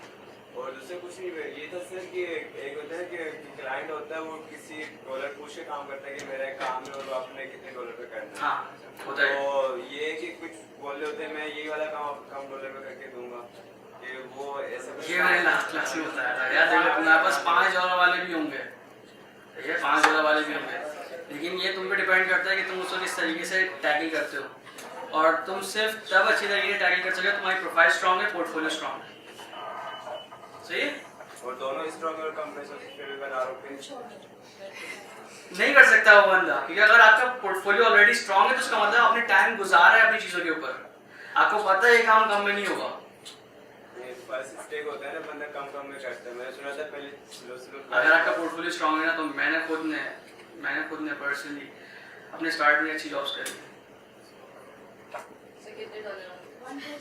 छोड़ दो। सर हम अपना अपवर्क आपकी प्रोफाइल पर मैंने तो सर आप तो कर सकते हैं हमें अपवर्क नहीं हाँ हाई रेटेड भी है तो वो हाइट नहीं होगी। सर हमारे जहन में पिक्चर मिल जाएगी अपवर्क कैसा है इसमें ऐसे। ठीक है, तुम लोग एक काम करना, एक तरीका है, तुम लोग मुझे अपना कवर लेटर और प्रोफाइल लिंक सेंड करो प्रॉपर, मैं सेंड कर दूँ, लेकिन तरीका होना चाहिए। पर बात तो ये होगी ना सर, आप जो सेंड करेंगे आप उनको सेंड करेंगे और बाकी जिन्होंने सेंड नहीं किया होगा वो क्या करेंगे? फायदा क्या है जब अपनी चीज़ों के ऊपर काम नहीं करते, जब अपनी चीज़ों के ऊपर काम नहीं करते तो कोई फायदा क्या हमको एक प्रॉपर तरीके से लेके जाने का। सर हम प्रोफाइल लिंक आपको सर आप भेज दीजिए मेरे भैया। आप फ्रीलांसर का लिंक भेज दो, ठीक है, आप मुझे फ्रीलांसर का लिंक भेज दो, कोई प्रॉब्लम नहीं है, लेकिन तरीके का होना चाहिए। अगर किसी को रिस्पांस नहीं आता उसका तो समझ लेना कि थोड़ा सा मिस्टेक है। हाँ मैं रिस्पॉन्ड जरूर करूँगा, मैं चीज़ें पॉइंट आउट करूँगा, अगर ज़्यादा चीज़ें पॉइंट आउट हुई तो उसका मतलब प्रोफाइल लिंक नहीं मिलेगी, अदरवाइज मैं सेंड कर दूँ, कोई ऐसा मसला नहीं है। क्लाइंट्स को देखते हुए वो क्या है तो हमारी प्रोफाइल में क्या होना चाहिए? लास्ट क्लास में सब पता है कि क्या डिस्क्रिप्शन वगैरह बस यही आपकी डिस्क्रिप्शन होनी चाहिए, ठीक है, आपकी पोर्टफोलियो होनी चाहिए, स्किल्स होनी चाहिए, ये 3 चीज़ें कर लो। पोर्टफोलियो तो थंबनेल डालोगे, ठीक है, आप जब पोर्टफोलियो ऐड करोगे ना तो फ्रीलांसर आपसे पूछेगा कि आपको ये पोर्टफोलियो किस चीज़ का डालना है, यूट्यूब वीडियो है, थंबनेल है, कोई प्रोजेक्ट का लिंक है, ये वाली चीज़ है, आप वो बस सेटअप करो और वो सेंड कर देना, ठीक है। देन कोई क्वेश्चन नहीं है। अब आप ये चीज देखो, अपवर्क किस तरीके से काम करता है कि अपवर्क एक मार्केट प्लेस है जहां पे क्लाइंट जॉब पोस्ट करेगा, आप जो है ना बिड करोगे, ठीक है, इसी तरीके से काम होगा। फ्रीलांसर भी बिल्कुल सेम है, क्लाइंट जॉब पोस्ट करेगा, किस तरह की जॉब पोस्ट करेगा, किस तरीके से आगे लेके चले वो उसके क्लाइंट का अपना आइडिया है, आपका नहीं है। क्लाइंट का काम है जॉब पोस्ट करना और आपका काम है बिड करना। ये अपवर्क और फाइवर का उसका है, फ्रीलांसर का, ठीक है, अपवर्क, फ्रीलांसर, गुरु, ये वाले इस तरीके से काम करते हैं। फाइवर जो है वो एक तरीके से शॉप है, ठीक है, वो आपकी पर्सनल शॉप है, किस तरीके से आप उसको रिप्रेजेंट करते हो, किस तरीके से क्लाइंट फिर आपके पास आएगा। ये क्लाइंट जॉब पोस्ट नहीं करेगा, वो उसका एक सेपरेट पार्ट है, बाय रिक्वेस्ट, वो बहुत ज्यादा पुराना नहीं है।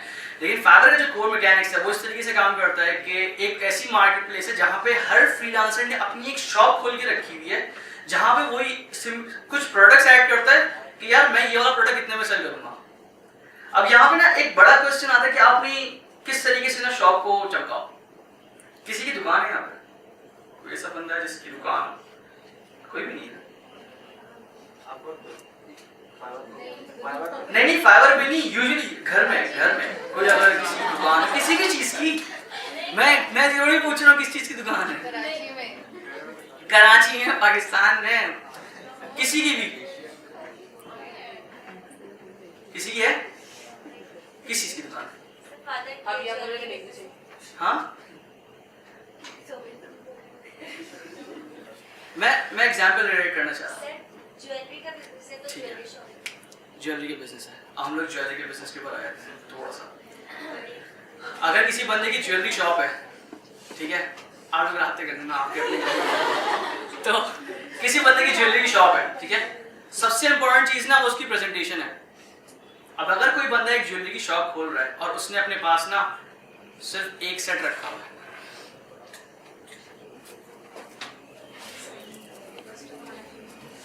सर दूसरी बात अगर लाइक्स भी नहीं होंगे ना तो फिर बिल्कुल आते हैं उस वो जो लाइक्स और रिव्यूज और फेवरेट्स और सेल्स जो है ना उसके ऊपर हम लोग आते हैं अभी इस तरीके से काम हो रहा है।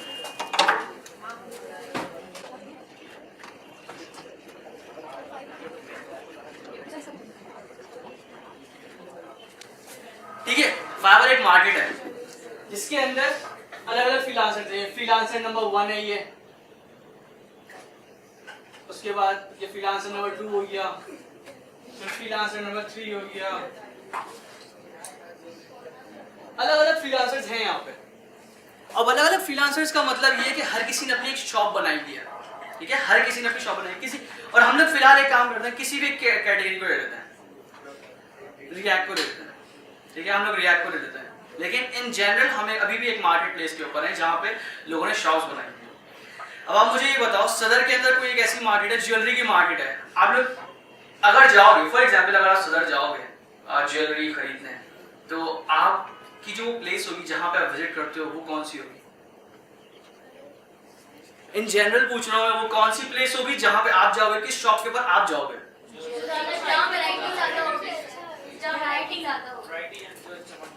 और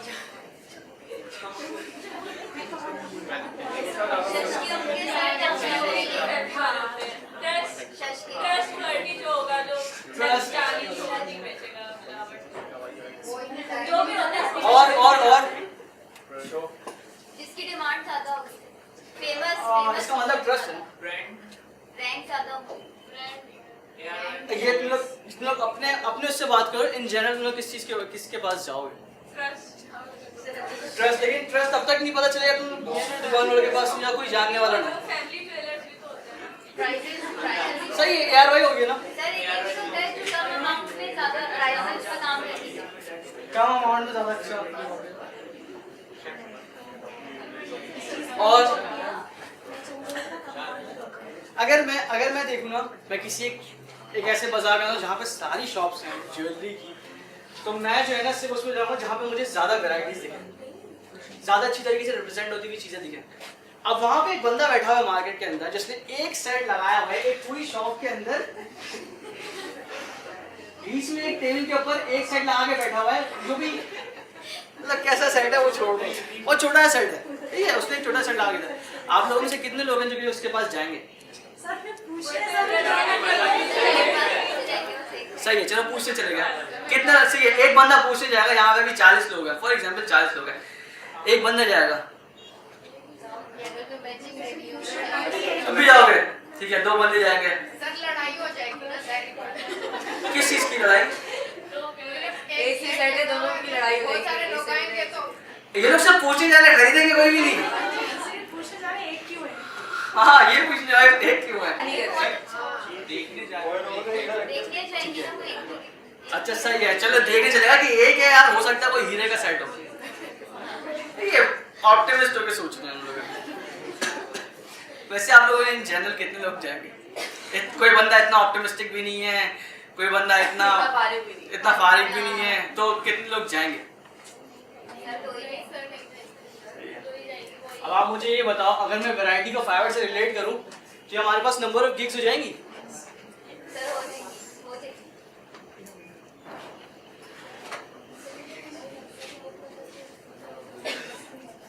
अगर मैं सच के बोलूं तो ये गिग्स के अंदर की रिप्रेजेंटेशन हो जाएगी।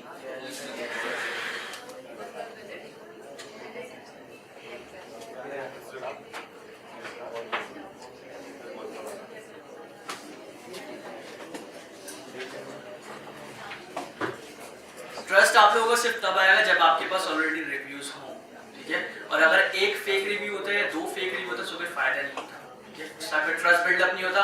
क्लाइंट को पता होता है कि अगर एक रिव्यू लेके बैठा हुआ है, 2 रिव्यू लेके बैठा हुआ है, उसका मतलब कोई मसला है। सर दराज तो होता है वैसे। दराज से हर जगह।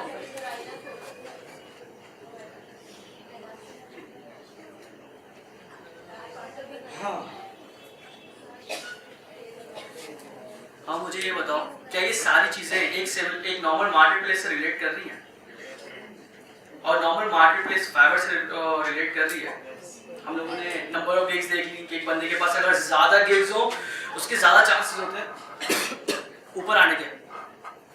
अब नॉर्मल मार्केट के अंदर ऐसा नहीं होता कि कोई एक मार्केट जो है वो किसी शॉप को प्रमोट करे, ठीक है, ऐसा यूजुअली होता नहीं है अनलेस वो शॉप का ऑनर उस मार्केट का ऑनर हो। लेकिन फाइवर के ऊपर ऐसा होता है कि उसको प्रमोट करें बेस्ड ऑन दीस थिंग्स, कि आपके पास जितनी ज्यादा गिग्स होंगी उसकी किस तरह की रिप्रेजेंटेशन होगी, आगे कितने रिव्यूज हैं और आपका रेट क्या चल रहा है, उसके हिसाब से ना फाइवर खुद आपको प्रमोट करेगा। इससे रिलेटेड ना हमारे पास एक सबसे बड़ा मिसकंसेप्शन आता है फेक रिव्यूज का। ये हमारे पास फेक रिव्यूज हैं, मार्केट में अवेलेबल हैं, लेकिन हम लोग जाते भी हैं, हम लोग फेक रिव्यूज करने चले गए। अब एक बंदा है फॉर एग्जांपल, उसके पास इतनी बड़ी दुकान थी, सिर्फ 2 सेट थे उसके पास, उसके ऊपर एक रिव्यू लेके बैठ गया है। सदर की मार्केट है जहां पे लोगों ने 100 से ऊपर सेट रखे हुए हैं एक शॉप के अंदर, वहां पे एक बंदे से 2 2 सेट रख के उसके ऊपर एक रिव्यू चिपका के जो है ना वो ये सोच रहा है कि उसको आगे क्लाइंट्स मिलेंगे नहीं मिलेंगे नहीं मिलेंगे। हम पाकिस्तानी में सबसे बड़ा मसला यही है,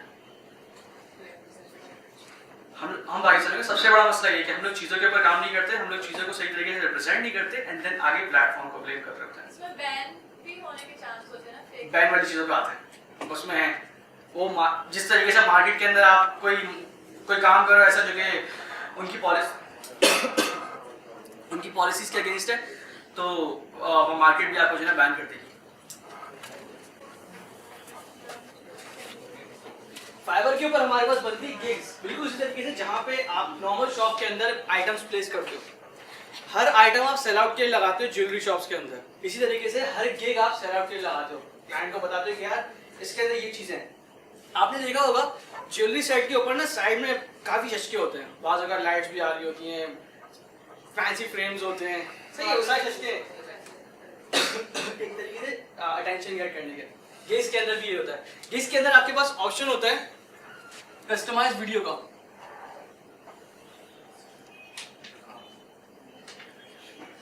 दूसरा आपके पास ऑप्शन होता है पोर्टफोलियो आइटम्स अटैच करने का, वो यूजुअली स्क्रीनशॉट्स की तरह उसमें होता है। तीसरा होता है डिस्क्रिप्शन का। अब मैं इस बंदी की एग्जांपल ले लेता हूं, इसके पास एक आइटम था और एक क्लाइंट चला गया इसके पास, यार क्या सेलेक्ट कर रहा हूं, यार मैं ज्वेलरी सेट दे रहा हूं, ये बोल के वो खामोश हो गया। आप मुझे ये बताओ सामने वाला इंटरेस्टेड होगा या नहीं होगा? ये फाइवर की डिस्क्रिप्शन है।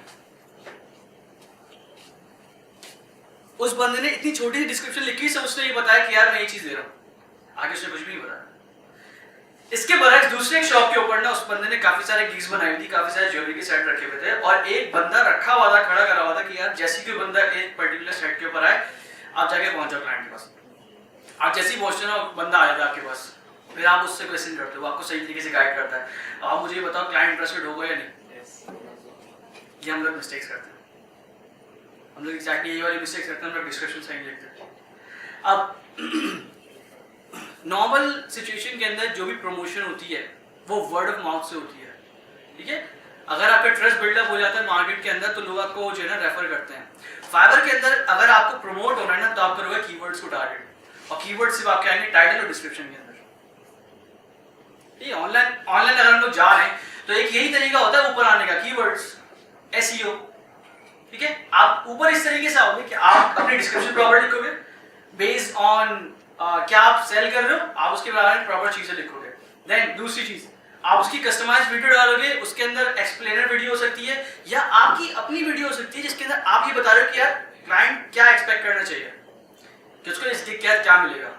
बिल्कुल इस तरीके से कि उस एक बंदे जिसके पास एक ही प्रोडक्ट रखा हुआ था, एक ही ज्वेलरी का सेट रखा हुआ था, उसने कुछ भी नहीं लिखा, उसने सिर्फ ये बताया मैं ज्वेलरी के सेट सेल कर रहा हूँ। वो क्लाइंट वहीं से आपसे निकल गया।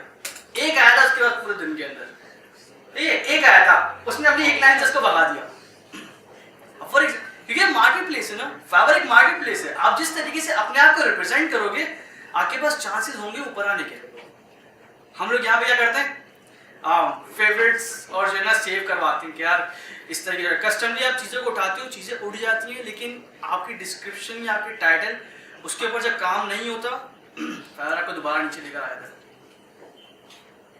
ठीक है, फाइवर आपको दोबारा नीचे लेके आया था।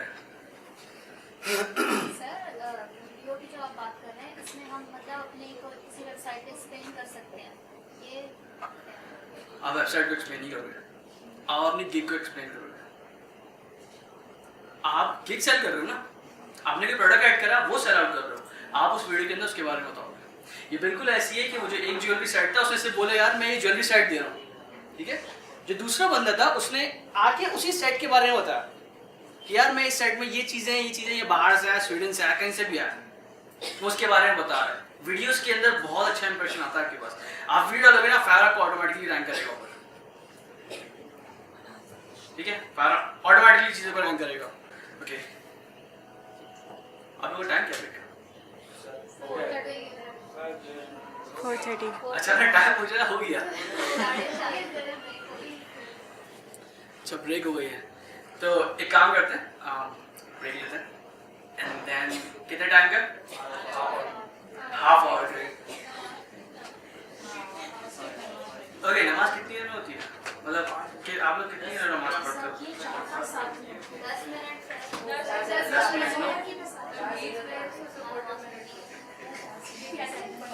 4:55 पे हम लोग यहाँ पे वापसी में, ठीक है? 5 मिनट कम करा, आप लोग खाना बंद नहीं करा मैंने। क्या?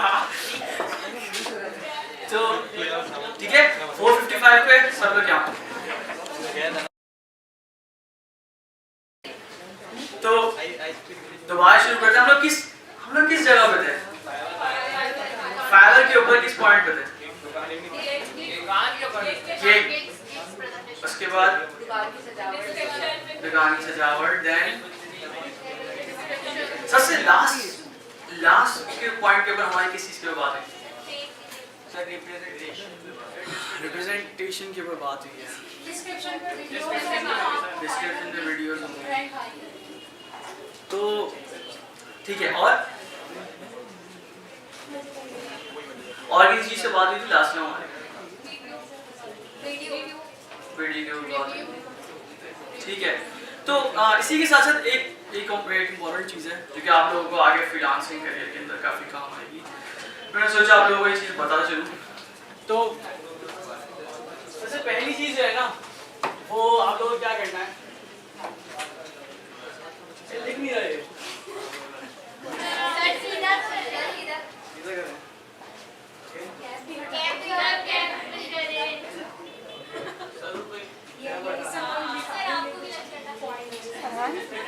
तो अच्छा ठीक है, क्या बनाना चाहिए? अब आप मुझे एक चीज बताओ, मैंने सबसे पहले काम क्या किया था? अभी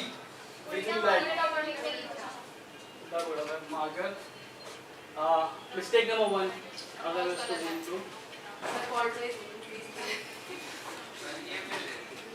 यार तुम सीएसएस वाले बनते हो। ठीक है, मिस्टेक नंबर 1। इसके बाद क्या किया था मैंने?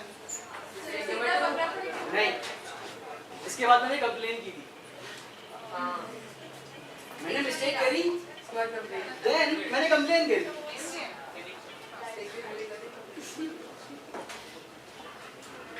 देन मैंने कंप्लेन करी, कंप्लेन के बाद क्या हुआ था? आप लोगों ने मुझे बताया था, रिस्पॉन्स मिला मुझे। उसके बाद मैंने क्या किया? उसके बाद मैंने आप लोगों की जो एडवाइस थी उसको थोड़ा सा फॉलो करा था एंड देन उल्टा मार के मैंने सीधा मार के पकड़ दिया।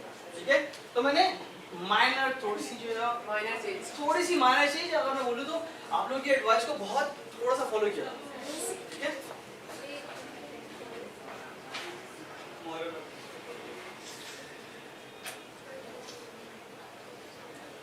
देन मैंने क्या किया था? लिमिट फॉलो करने के बाद जब मैंने खुद ने वो काम सही नहीं करा, मैंने दोबारा कंप्लेन करी, बल्कि नहीं, मैंने दोबारा मिस्टेक करी। मिस्टेक के बाद क्या होगा? मिस्टेक के बाद आप लोग चीखे थे। आप लोग चीखे थे। उसके बाद क्या किया मैंने?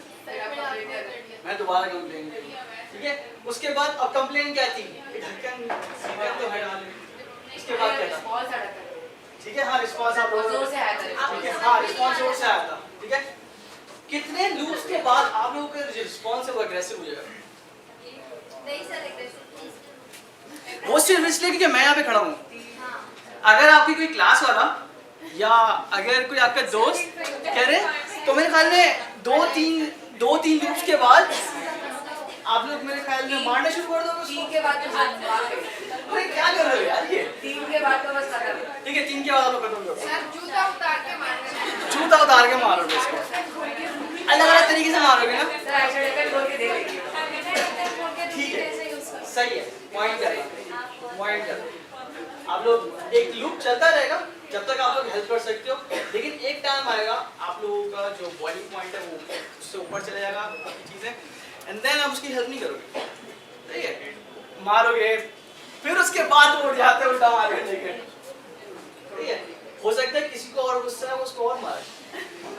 ठीक है, देन उसके बाद वो दोबारा उठ जाता है जो है ना, उसने फिर मार्केट उल्टे से सीधा कर दिया, लेकिन वो दोबारा वही मिस्टेक कर। एक टाइम आएगा आप लोग मारना भी छोड़ दोगे। हाँ, छोड़ देंगे, किसी के हाथ में छोड़ देंगे। एग्जैक्टली यही चीज आती है फ्रीलांसर्स के साथ, स्पेशली इंडिया और पाकिस्तान।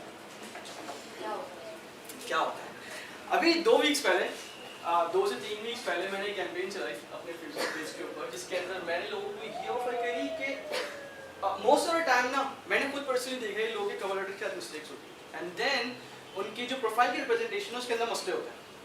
मैंने बोला आप अगर आपको लगता है कि मसले हैं और आप प्लेटफॉर्म को ब्लेम करते हो, लेकिन कंप्लेन कर रहे हो, प्लेटफॉर्म को ब्लेम कर रहे हो, तो आप एक काम करो, आप मुझे अपना प्रोफाइल लिंक और अपना कवर लेटर आप मुझे सेंड करो, I will review it and I will सी कि अगर कोई मिसिंग एलिमेंट्स है तो मैं पॉइंट आउट करने की कोशिश करूंगा। ठीक है, मिस्टेक को बंदा ऑलरेडी कर रहा था, ठीक है, ब्लेम ऑलरेडी कर रहा था फ्रीलांसिंग प्लेटफॉर्म को, उसको रिस्पांस मिला मेरे उसमें, ठीक है, मैंने उसको गाइड करा, मेरी अपनी लिमिटेड नॉलेज के हद तक, ठीक है, मैं उसको गाइड करा, आप लोग की भी लिमिटेड नॉलेज के हद तक कि जो ना एक टाइम सीधा कर लें, निकल लें, ठीक है, गाइड करा, रिस्पांस आ गया, उसके बाद वही मिस्टेक है, ठीक है, लिमिट फॉलो करा या फॉलो ही नहीं करा।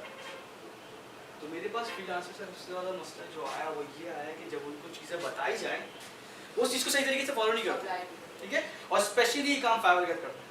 तो इतनी सारी जो चीज़ थी वो एक्चुअल में इसके ऊपर गिग के ऊपर मिस्टेक्स बताने के लिए, ठीक है, फाइवर के ऊपर हम लोग बहुत बड़े बड़े ब्लंडर्स करते हैं, अपनी सही तरीके से प्रेजेंटेशन नहीं करते, वीडियो नहीं बनाते। अब बाज़ औक़ात में लोगों के पास एक वो होता है, एक एक्सक्यूज़ होता है कि हम लोग वीडियो कैसे बनाएं, वीडियो कैसे बनाएं, यार खुद आप शूट कर सकते हो, आपके पास मोबाइल है, आपके पास कैमरा, आप खुद शूट कर सकते हो, इतने सारे हमारे पास एडिटिंग सॉफ्टवेयर हैं, फ्री ऐप्स हैं, आप उनको कर सकते हो, वो इस्तेमाल करो और बता दो, आप क्लाइंट को बताओ तो ये कर क्या रहा है, क्लाइंट इतना बड़ा ब्लॉग थोड़ी पड़ेगा। अब बाज़ औक़ात अगर मैं ज्वेलरी वाली की एग्जांपल लूँ और उसने किसी सेल्समैन को बिठाया हुआ है कि कोई बंदा कोई प्रोडक्ट के ऊपर है तो आप जाके उसके ऊपर शुरू हो जाओ, और वो आप जैसे ही खड़े हो आके अपनी स्पीच शुरू कर दी उसने, तो कौन रुकेगा?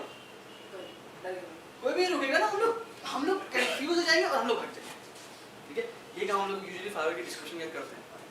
जब क्लाइंट हमारी गिग के ऊपर आता है, रैंक हो गई ना, आपने चीज़ें अपनी प्रॉपर डाली हुई थी, रैंक हो गई, आपने दूसरों को दिखाई, क्लाइंट आया, लेकिन जैसे ही उसने देखा इतना बड़ा ब्लॉग लिखा हुआ है, तो पूरा इतने सारे कैरेक्टर्स लिखे हुए, सारी चीज़ें लिखी हुई, इररिलेवेंट चीज़ें लिखी हुई हैं, बिल्कुल इसी तरीके से, इस तरीके से सेल्स पिच होती है। आप लोगों के घरों में से मतलब हर किसी के पास ना वो सेल्समैन आएंगे जो कि यूजुअली हमारे पीछे लग जाते हैं, ठीक है, इसमें उनको कोई मिस्टेक नहीं है, वो अपना काम करते हैं, लेकिन यूजुअली उनको इस तरीके से ट्रेन नहीं करा जाता। वो आके चिपक जाएंगे, आप नॉट इंटरेस्टेड बोल दोगे कि डेमो ले लें, ठीक है, डेमो ले लें, एडिशनली वो ना चिपकने की कोशिश करेंगे। यूजुअली अगर आप फाइवर की बहुत लंबी डिस्क्रिप्शन लिखो या इस तरीके से इररिलेवेंट, और वो ज़्यादा इररिलेवेंट चीज़ें बोलते हैं, वो काम की चीज़ें नहीं बोलेंगे, वो आपसे क्वेश्चंस नहीं करेंगे, वो इस चीज़ में इंटरेस्टेड नहीं है कि आपको क्या चीज़ जो है ना बाय करनी है, वो इस चीज़ में इंटरेस्टेड है कि वो अपना प्रोडक्ट सेल कर सकें। फाइवर के ऊपर सबसे बड़ी मिस्टेक हम लोग, हमारी कोशिश ये होती है कि हम गिग्स को सेल कर सकें, किसी तरीके से सेल आउट हो जाए। डिफरेंट लोगों फेसबुक ग्रुप्स के अंदर जाके पोस्ट करी, जो कि यूजुअली कभी कभार हेल्पफुल होता है अगर वो रेलेवेंट ग्रुप है, ठीक है, बाज़ औक़ात वो होती ही चीज़ उसके ऊपर। बट हम लोग क्या करते हैं, हम लोग स्पैम करना शुरू कर देते हैं। हम लोग स्पैम इस तरीके से करते हैं कि डिफरेंट फेसबुक ग्रुप से, एंड देन वहाँ पे जाके रिव्यूज़ और फेवरेट्स जो है ना उसके एक्सचेंज कर रहे होते हैं। और मज़े की बात, मेरे पास 100+ कवर लेटर्स और लिंक्स आए जिसके अंदर फाइवर, स्पेशली फाइवर के ऊपर, अगर यहाँ पे कोई फाइवर के ऊपर काम कर रहा है और उसको लगता है कि वो वही चीज़ें जो कि मैं आपको बता रहा हूँ, यार आई एम सॉरी, आपको थोड़ा सा इंप्रूव करने की जरूरत है, ठीक है। ज़्यादा उन लोगों से कौन थे, उन लोगों से वो लोग थे जिन्होंने अपने से लिंक्स सेंड करे, जबकि मैंने स्पेसिफिकली लिखा हुआ था कि यार आप मुझे अपनी प्रोफाइल लिंक और अपना कवर लेटर सेंड करो। ज़्यादा लोगों को ये नहीं पता कवर लेटर होता क्या, फाइवर के ऊपर कवर लेटर होता क्या। फाइवर के ऊपर एक नई चीज़ है बायर रिक्वेस्ट, ठीक है, एज कम्पेयर टू जब फाइवर बना उस टाइम पे वो नहीं थी, बट देन उन्होंने एक बायर रिक्वेस्ट की नाम से चीज़ आती है जहाँ पे क्लाइंट एक तरह से जॉब पोस्ट करता है, अपनी रिक्वायरमेंट्स बताते हैं और वो लोगों से बिड्स लेता है। ये सिमिलर मैकेनिक्स है अपवर्क या फ्रीलांसर की तरह, कि वहाँ पे आप जब आप गिग सेल करते हो तो आप वहाँ पे बायर रिक्वेस्ट सेक्शन के अंदर जाते हो और जाके किसी भी क्लाइंट की बायर रिक्वेस्ट के ऊपर अपनी बिड करते हो, ठीक है, और बिड के अंदर आप एक पोर्टफोलियो अटैच करते हो, जो गिग अटैच करते हो, ठीक है, वहाँ पे आप गिग अटैच करते हो। जब ये वाली चीज़ होती है ना, वहाँ पे आपके पास एक डिस्क्रिप्शन का बॉक्स आता है, फाइवर के ऊपर डिस्क्रिप्शन बॉक्स आता है, वहाँ का कवर लेटर लिखा जाता है। ज़्यादा लोग उस चीज़ को फोकस ही नहीं करते, 3 लाइन का लिख के बैठते हैं, hello thank you sir, thank you, I read and thank you for response, waiting. मेरे पास बहुत सारे लोग ऐसे हैं। थोड़ा सा मुझे मसला हुआ था कि, और मजे की बात, काफ़ी सारे लोग उसके अंदर ऐसे थे, ठीक है, काफ़ी सारे लोग ऐसे थे, काफ़ी सारे लोगों ने इस चीज़ के ऊपर फोकस ही नहीं करा हुआ था। एक बंदे ने काम करा हुआ जो कि अपने आप को एक्सपर्ट बोलता है। आप लोगों के जहन में अगर कोई बोलेगा मैं एक्सपर्ट हूँ वेब डेवलपमेंट के अंदर, तो व्हाट वुड यू एक्सपेक्ट कि मेरे पास क्या चीज़ होगी? मैं अगर आपको बोलूँ कि मैं एक्सपर्ट हूँ, आपने बहुत काम किया होगा, बहुत काम किया होगा, मेरे पास बहुत सारे पोर्टफोलियोज होंगे, मेरा बहुत सारे पोर्टफोलियो हैं। एक बंदा जो कि अपने आप को फोटोशॉप का एक्सपर्ट कहता है, उसकी गिग के अंदर सिर्फ 2 लोगोस पड़े हैं, सिर्फ 2 लोगोस पड़े हैं, और उन लोगोस की भी एक्चुअली प्रेजेंटेशन नहीं थी। और वो बंदा आगे फाइवर को ब्लेम करता है कि यार मुझे फाइवर के ऊपर काम नहीं मिल रहा, फाइवर के प्रोजेक्ट्स नहीं आ रहे। सबसे बड़ा उसका मसला ये है। अब आप मुझे ये चीज़ बताओ कि ये वाली जो साइकिल की मिस्टेक, कंप्लेंट, रिस्पॉन्स और या के फॉलो, उसके बाद ये कब इम्प्लीमेंट हुई? जब मैंने उसको बताया कि यार आपका पोर्टफोलियो कम है, अपने आप एक्सपर्ट बोल रहे हो, आपने अपनी प्रोफाइल ऐसी बनाई है, एक्सपर्ट तो बोल रहे हो, पोर्टफोलियो कम है और आपका कवर लेटर भी नहीं है, ये वाली चीज़ जब मैंने उसको बना के भेजी, 2-3 दिन बाद दोबारा मैसेज आ गया, क्योंकि वो कैंपेन चल रही थी ऑलरेडी, ये कैंपेन चल रही थी, उसने फिर दोबारा से मुझे अपना लिंक सेंड कर दिया। अब मैं सोच रहा हूँ क्या कर रहे हैं कि इसे दोबारा लिंक सेंड कर दे, दोबारा एक्चुअली वही चीज़ है, मैं ऑलरेडी जब चीज़ बता चुका हूँ, तो ऑलरेडी चीज़ फॉलो करने के बजाय, आप वो एडवाइस फॉलो करने के बजाय दोबारा से वो चीज़ भेजो। असल में वो जो लोग थे वो फेक जो सेफ थे ना और फेक क्लिक्स, वो उनके पीछे थे। हाँ, फाइवर आप, मैंने एसईओ की बात करी कि आप डिस्क्रिप्शन अगर अच्छी लिखोगे तो फाइवर आपको प्रमोट कर देगा या ऊपर लेकर आएगा किसी तरीके से। आपने अपनी गिग तरीके की बनाई हुई, फाइवर आपको खुद ऊपर लेकर आएगा। इसके साथ एक चीज़ ये भी होती है इम्प्रेशंस, क्लिक और व्यूज़, कि कितने उसके पेज के ऊपर व्यूज़ आए, कितने क्लाइंट ने क्लिक्स करे। वो लोग जो थे जो कि एक्चुअली उनका काम था कवर लेटर के ऊपर थोड़ी सी गाइडेंस फॉलो करें, वो एक्चुअली में अपने गिग से क्लिक्स मांग रहे थे। जैसे कोड पेज पे होता है कि इतने व्यूज थे आपके, मतलब फायदा क्या है? फिर आप क्यों ब्लेम करते हो चीज़ों को? मतलब फाइवर को तो फिर आप नहीं बोलो ना, क्योंकि आप अपनी मिस्टेक्स खुद कर रहे हो। आपने अपना कवर लेटर सही नहीं बनाया, आपकी प्रोफाइल सही रिप्रेजेंट नहीं हुई भी, आप खुद बोल रहे हो कि मेरे पास 50 मैंने काम करे हैं, 50 लोग उसके ऊपर काम करा हुआ है, आप गिग के ऊपर क्यों टाइम नहीं स्पेंड कर रहे हैं? यहाँ पे ये मसले आते हैं, हम लोग यही करते हैं। तो वो लोग जो थे वहाँ पे भी काफ़ी सारे मुझे देखे, वो सिर्फ गिग के लिंक सेंड कर रहे थे, इसके बाद से जो है उनका कोई काम नहीं चल रहा था। यहाँ पे कोई ऐसा बंदा है, इसकी फाइवर की प्रोफाइल है, बाहर को सेंड करिए, कवर लेटर यूज़ करा था, कवर लेटर उस कवर लेटर के अंदर 4 लाइंस थी या वो वैसे ही पैटर्न था जो कि क्वेश्चन यूजुअली होता है, जो पूछा था, मतलब इस तरह का नहीं था, थैंक यू, वेटिंग और ये सब चीज़ी कुछ भी नहीं था, मतलब काम की चीज़। ओके, काम की चीज़ें क्या थी? ये कि उसको क्या चाहिए, और मैं मतलब जो उसको चाहिए कि मैंने बताया कि जैसे मैं इस चीज़ पे तो इतने ईयर से काम कर रही हूँ और मैं कैसे हेल्प आउट कर सकती हूँ। एंड देन कितने बार रिक्वेस्ट सेंड करने के ऊपर रिस्पॉन्स आए थे? प्रोजेक्ट्स की बात नहीं कर रहा मैं, कितने ऑर्डर्स आए थे? 2015-16 की मैं बात कर रही हूँ। मैं अगर आउट ऑफ 10 बोलूँ, 10 बार रिक्वेस्ट सेंड करी, कितने रिस्पॉन्स आते थे? 3-4 रिस्पॉन्स आता है, ठीक है, सही रेशियो है। अगर 3-4 आते थे, तो बात सारी है, फाइवर एक मार्केट प्लेस ऐसी है जहाँ पे आप सिर्फ अपनी शॉप इस्टेब्लिश करते हो, एग्जैक्टली वही चीज़ें, terms and conditions, terms and policies Fiverr की अगर आप बाहर लेके जाते हो क्लाइंट को, आपको फाइवर ही बैन कर देगा। और फाइवर तो बहुत ज़्यादा स्ट्रिक्ट है, फाइवर एक्चुअल में अपवर्क से ज़्यादा स्ट्रिक्ट है अपनी पॉलिसीज के हिसाब से। अगर आप फाइवर के चैट के ऊपर अपवर्क का नाम लेते हो, फाइवर आपको बैन कर देगा। इवन अब तो अगर आप रिव्यू वर्ड भी लिखते हो कि प्लीज लीव अ फीडबैक, तो ये नहीं कर सकते, ये बिल्कुल ऐसी जगह यूजुअली यहाँ पे करीम में लोग कर रहे होते हैं, ठीक है, तो ऐसा नहीं करते फाइवर के ऊपर। अब चीज़ ये है, मुझे एक फाइवर की प्रोफाइल चाहिए होगी किसी की, अगर है तो है किसी की। मैं गिग नहीं बना रहा यहाँ पे, मैं यहाँ पे गिग नहीं बना रहा, गिग बनी हुई है, प्रोफाइल गिग्स बनी हुई है, कितनी बनी है? एक ही पहले तुम लोग सब लोग अपनी अपनी शॉप्स एस्टैब्लिश करो, ठीक है, अपने माइंड में सिर्फ एक ये कॉन्सेप्ट रखो कि आप एक्चुअल में एक शॉप बना रहे हो जिसके अंदर एक प्रोडक्ट अगर रखते हो तो उसको बिल्कुल इसी तरीके से कंसीडर करो कि क्लाइंट घूम रहा है, उसने आपकी शॉप देखी, हाँ भाई ये गिग पड़ी है, उसका इंटरेस्ट किस तरीके से आएगा, और उस गिग के ऊपर एक एक्सप्लेनर वीडियो लगा लो अगर वो बनती है किसी तरीके से आती है तो, या फिर अपनी एक वीडियो बना लो एक्सप्लेनिंग कि गिग से क्या एक्सपेक्ट कर सकता है क्लाइंट। ठीक है, अब हम लोग एक काम करते हैं, लास्ट टाइम हम लोगों ने फ्रीलांसिंग प्रोफाइल कंप्लीट कर ली है, तो हम लोग वेट करें फ्रीलांसर के ऊपर रेस्ट ट्राई क्या होता है, ज़्यादा रिजेक्ट हो जाएंगे, यही होगा ना, ज़्यादा और कुछ नहीं, क्लाइंट आके मारेगा तो नहीं, फ्रीलांसर के ऊपर कनेक्ट नहीं होता, मतलब फ्रीलांसर के कनेक्ट जो है ना वो ऐसे नहीं होता कि ज़ाया हो गया आपको खरीदने पड़ेंगे, ऐसा नहीं है।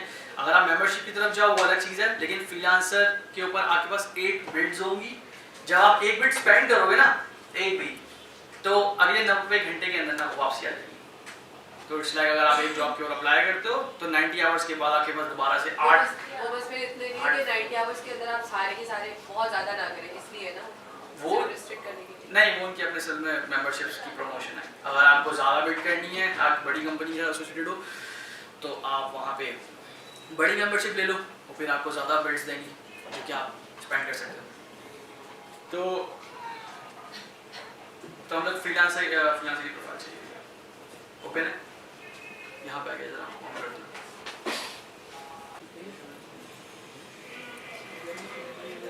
ओके, तो इसमें मॉडिफिकेशन रिक्वायर्ड है, नहीं तो ज़्यादा टाइम स्पेंड करना चाहिए ना, 15 मिनट में। ठीक है, देखो ये बिल्कुल इस तरीके से है कि आप लोगों में से कभी भी इंटरव्यू के उस पर क्या है, कहीं जॉब पे अप्लाई करा हो, इंटरव्यू कॉल आई हो, इंटरव्यू के लिए गए हो, तो आप लोग किस तरीके से कहते हैं?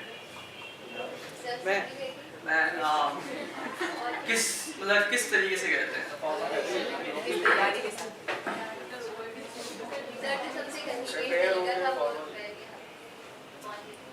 पहुंच गए थे, उसके बाद क्या किया? इंतजार के बाद क्या किया? सर अपने आप को बेटर रिप्रेजेंट करने की कोशिश की। इंतजार के बाद क्या किया था? नहीं, रिजेक्ट डायरेक्ट तो नहीं करा होगा ना। देखो तुम लोग क्या करते हो, हम लोग अगर इंटरव्यू के अंदर जाते हैं और मैं अपनी एग्जांपल ले लूँ, मैं यहाँ पे एक जीन्स की पैंट और शर्ट पहन के आया हूँ, नॉर्मल शर्ट जो होती है, मैं अगर यहाँ पे आ जाता शॉर्ट्स पहन के एंड देन चप्पल पहने होते मैंने, एंड देन मैं बनियान पहना होता मैंने, और बाल बने हुए नहीं बने हुए, तो मतलब आप लोगों में से कितने लोग हैं जो कि मेरे सलाम का भी जवाब देते हैं?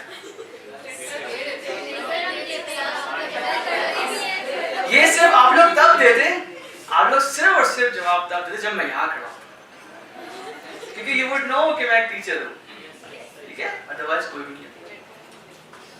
क्योंकि आप लोगों की जो एक्सपेक्टेशंस हैं एक टीचर के साथ वो ये होती कि एक बंदा एक्चुअल में तो मतलब थोड़ा बहुत रिप्रेजेंट तो करे अपने आप को, ऐसा तो नहीं है ना कि बिल्कुल ही फॉक्स में आ रहा है, कैजुअल के अंदर है, पार्टी सीन है, बिल्कुल ऐसे आ रहा है, ऐसा तो नहीं है ना। बिल्कुल इसी तरीके से आप जब जॉब्स के ऊपर जाते हो इंटरव्यू देने, तो आप फॉर्मल होकर जाते हो, आप अपने आप को अच्छे से अच्छा रिप्रेजेंट करने की कोशिश करते हो। अगर आप चप्पल पहन के ऐसे जाओगे ना तो थोड़ा सा बैड इंप्रेशन आएगा, एंड इट डिपेंड्स कि क्लाइंट किस तरीके का है, ये जॉब की जो पोजीशन है वो कहाँ की है, बेस्ड ऑन दैट वो आप लोगों को जज करेंगे। जो आपकी फ्रीलांसिंग की प्रोफाइल है वो एग्जैक्टली उसी वे में काम करती है। आप जितना अपने आप को बेहतर से बेहतर रिप्रेजेंट कर सकते हो वो आपके लिए बेहतर है, ठीक है। और अभी ज़्यादा लोगों की प्रोफाइल ऐसी है कि इसमें कोई बुराई वाली बात नहीं है, लेकिन सब एक पॉइंट है कि आप लोग जो है एक फ्रीलांसिंग लाइफ को नॉर्मल लाइफ से कंपेयर करो, उसमें एग्जैक्टली सेम वही चीज़ें हैं जो कि हमारी नॉर्मल लाइफ के अंदर होती हैं। फर्क सिर्फ इतना है कि हम लोग यहाँ पे थोड़े अंग्रेज बन जाते हैं और कोई फर्क नहीं है। तो आप लोग जितना बेहतर तरीके से अपने आप को रिप्रेजेंट करोगे, जितना अपना पोर्टफोलियो बेहतर करोगे, आपके लिए बेहतर है, ठीक है। आपको जॉब मिलने में आसानी होगी, क्लाइंट आपको थोड़ा सा सीरियस लेगा, आपकी चीज़ें सुनेगा, आपके क्वेश्चंस के जवाब देगा based on how you represent yourself, ठीक है। सबसे पहला काम आप लोगों को अपनी प्रोफाइल कंप्लीट करनी है। कितने लोगों की प्रोफाइल कंप्लीट है? I just want to have a look. मतलब एक पोर्टफोलियो ऐड, ठीक है, एक पोर्टफोलियो ऐड है। कंप्लीट प्रोफाइल का मतलब ये है कि आपके पास skills, portfolio and then description कोई भी हो। थोड़ा टाइम स्पेंड करा था फ्रीलांसर के ऊपर, क्या नोट करा जिन्होंने टाइम स्पेंड किया था? सर बट मुझे थोड़ा डर लग रहा था कि कुछ करने से कुछ और ना, इससे सर ज्यादा से ज्यादा क्या हुआ? उसी वजह से डर लग रहा था, मैं टेक्स्ट नहीं कर रही थी। ज्यादा से ज्यादा क्या होगा? बैन हो जाओगे ना, इससे ज्यादा और कुछ नहीं होगा। जब प्रोफाइल में है ही कुछ नहीं तो फिर बैन होने में क्या मसला है?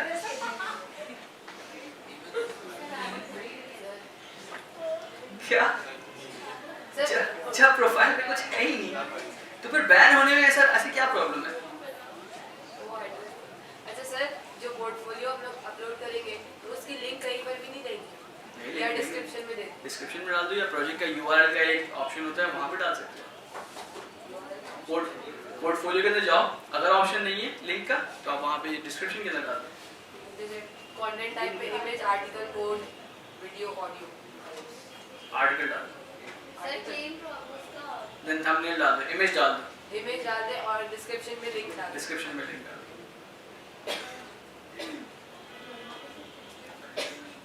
अच्छा, और वो जिन्होंने अपनी प्रोफाइल देखी एक हफ्ते के अंदर, जितने भी टाइम की देखी, नोट क्या करा?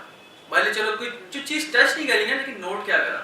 सर आपने जो स्किल्स अपनी सिलेक्ट की थी ना, उसके हिसाब से आपको जॉब्स जो है ना, जब साइट पे ऐसे वो ऑफर आ रही है, ठीक है, नोटिफिकेशन आता है, बहुत ज़्यादा आता है। इसका मतलब है अगर बहुत ज़्यादा है, इसका मतलब है कि आपने कोई जेनेरिक स्किल डाल दिया, ठीक है? अगर बहुत ज़्यादा आ रहे हैं, हाँ वेब डेवलपमेंट बहुत अप्लाई इस पे करें, समझ ही नहीं आता, अप्लाई इस पे करें। अच्छा, तो दूसरा एक आपने किया था, एंड देन सेकंड प्रोफाइल किसने मतलब खोल के देखी थी? Pattern. I am just trying to find out कि क्या चीज नोट करी। एक तो चीज ये थी कि नोटिफिकेशन आते हैं, देन नोटिफिकेशन बहुत ज्यादा आई, देन सेकंड चीज सर लोगों की मुझे कवर लेटर देख रहा था कि कितने सारे उन्होंने पिक्स करे हैं, एक उसी नोटिफिकेशन के ऊपर प्रपोजल्स आए हुए सारे।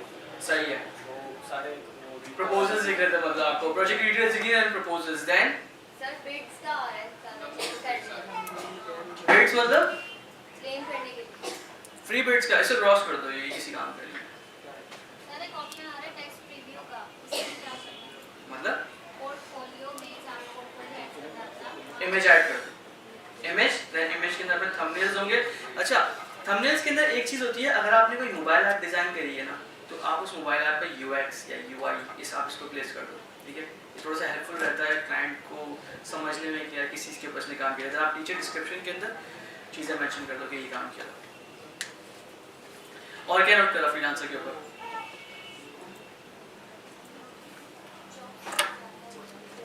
जॉब्स में डिस्क्रिप्शन बिल्कुल नहीं होता, वन लाइन लिखी होती है, आई need a website, I need a app, I need अ ये, कुछ डिटेल्स नहीं होती कि क्या चाहिए, फ्रंट एंड है, बैक एंड है, मतलब चाहिए क्या, किस चीज़ की बनी हुई चाहिए। जो कवर लेटर बनाने के लिए मैंने बोला था, वो भी वैसे। हाँ, लेकिन अगर मे बी उसको वो चीज़ चाहिए जो फिर हम नहीं करते, मे बी उसको ऐसी लैंग्वेज में चाहिए जो एंगुलर में चाहिए, हम रिएक्ट किए तो फिर वो नीचे ना स्किल्स मेंशन करेगा। भले उसने एक सीन ये लिखा है कि I need a one page website या I need a one page app, तो वो नीचे लिखेगा कि मुझे रिएक्ट पे जाना है या मुझे एंगुलर पे जाना है या क्या जाना है। स्किल्स तो लाजमी होंगी, स्किल्स के बगैर काम नहीं होगा, क्योंकि आपके पास अगर वो चीज़ शो हो रही है ना, वो शो हो रही है, इसका मतलब है आपके स्किल्स और उस जॉब के स्किल्स मैच करते थे, ठीक है? तो सबसे पहली चीज़ जो हम लोग करनी है ना, वो हमें अपनी तस्वीर थोड़ी सी मॉडिफाई करनी पड़ेगी, क्योंकि यूजुअली हम लोग थोड़ी सी प्रोफेशनल टाइप की तस्वीर लगाएंगे, लिंक्डइन टाइप की, ठीक है? हम लड़कों को तो मसला नहीं होता कोई भी, ठीक है? हम लोग सिंपल तस्वीर यूज़ कर लेते हैं, आप लोग भी सिंपल तस्वीरें यूज़ कर लें। हाँ, नकाब, हाँ बिल्कुल कर लें। तो ये है कि इसमें थोड़ी, और ये इसमें फेस चाहिए होता है, बट सिर्फ ये अगर नकाब का जो पर्सपेक्टिव है उस पॉइंट ऑफ व्यू से है, NIC समझ लो आप लोग, सही है? मैं अगर इन प्लेन अगर मैं बोलूँ, अगर मैं इन जनरल बोलूँ तो आप जो NIC की तस्वीर होती है ना, बिल्कुल प्लेन डल, वो उस तरह, ठीक है? तो सिर्फ प्रोफेशनल लुक के लिए। देन अब यहाँ पे जो है ना अपना टाइटल कैसे जस्ट करो। मुझे आप एक चीज़ बताओ, मैं आप लोगों को चीज़ें बता रहा हूँ, नॉट श्योर आप लोगों को समझ में आ रही है नहीं, तो आप लोग मुझे काम करो यहाँ पे title and then we will try to set up this profile based on your learning कि आप लोगों ने क्या सीखा एक्चुअली मेरे बताने से सीखा भी है। तो टाइटल क्या होना चाहिए? Front end web developer. Front end बोलेंगे तो फुल स्टैक वाले डिस्कस करो। ये तो तुम लोगों के पास ओपन सेक्शन है कि मतलब डिस्कस करो क्या होना चाहिए, मतलब टाइटल क्या होना चाहिए, किस तरीके से तुम लोग अपने आप को बेहतर तरीके से रिप्रेजेंट करोगे। सर अपनी स्पेसिफिकेशन बतानी है या जनरल बात करनी है? अपनी अपने हिसाब से जो बतानी बताओ। हम लोग एक्चुअल में इस प्रोफाइल को सेटअप कर रहे हैं। देन आई क्या होना चाहिए? काफी है? काफी है?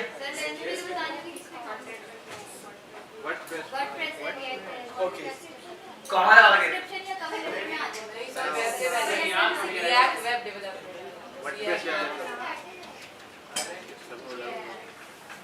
ठीक है, रिएक्ट वेब डेवलपर ये होना चाहिए। ठीक है, काम करते हैं, लेट्स जस्ट ट्राई कि हमारी प्रोफाइल का एंड रिजल्ट क्या आता है। यहाँ पे क्या आना चाहिए?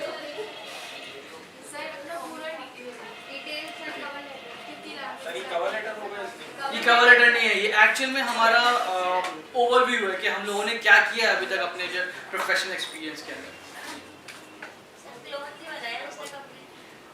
ठीक है, तो मैं यहाँ पे लिखता हूँ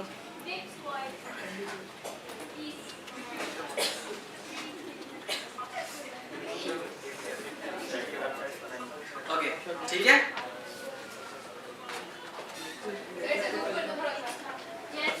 क्या कर दूँ?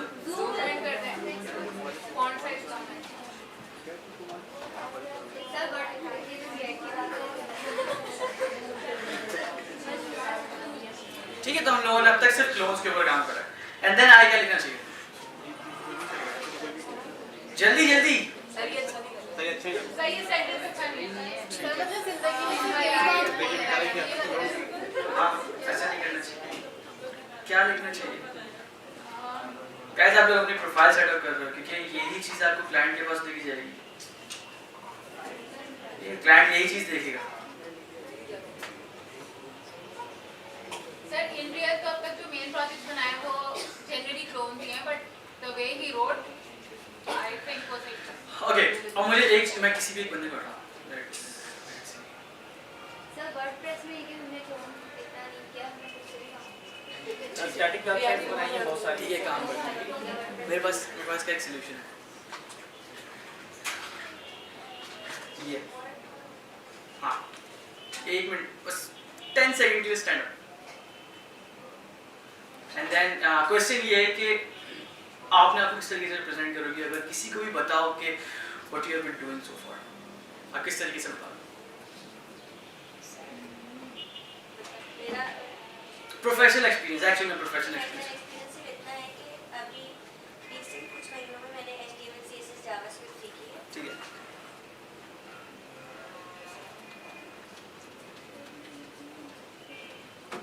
वर्किंग भी नहीं,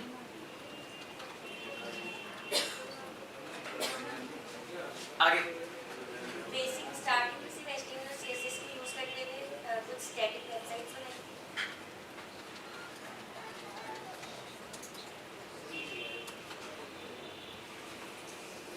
देन थोड़ी सी जावास्क्रिप्ट यूज करते हुए फंक्शनैलिटी डाली थी कुछ वेबसाइट्स में।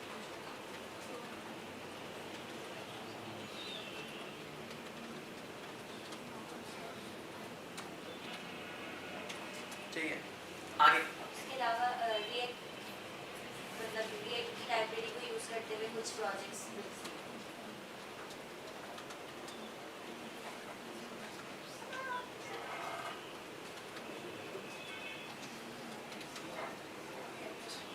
आगे क्या था? रिएक्ट यूज करते हुए कुछ प्रोजेक्ट्स यूज कर।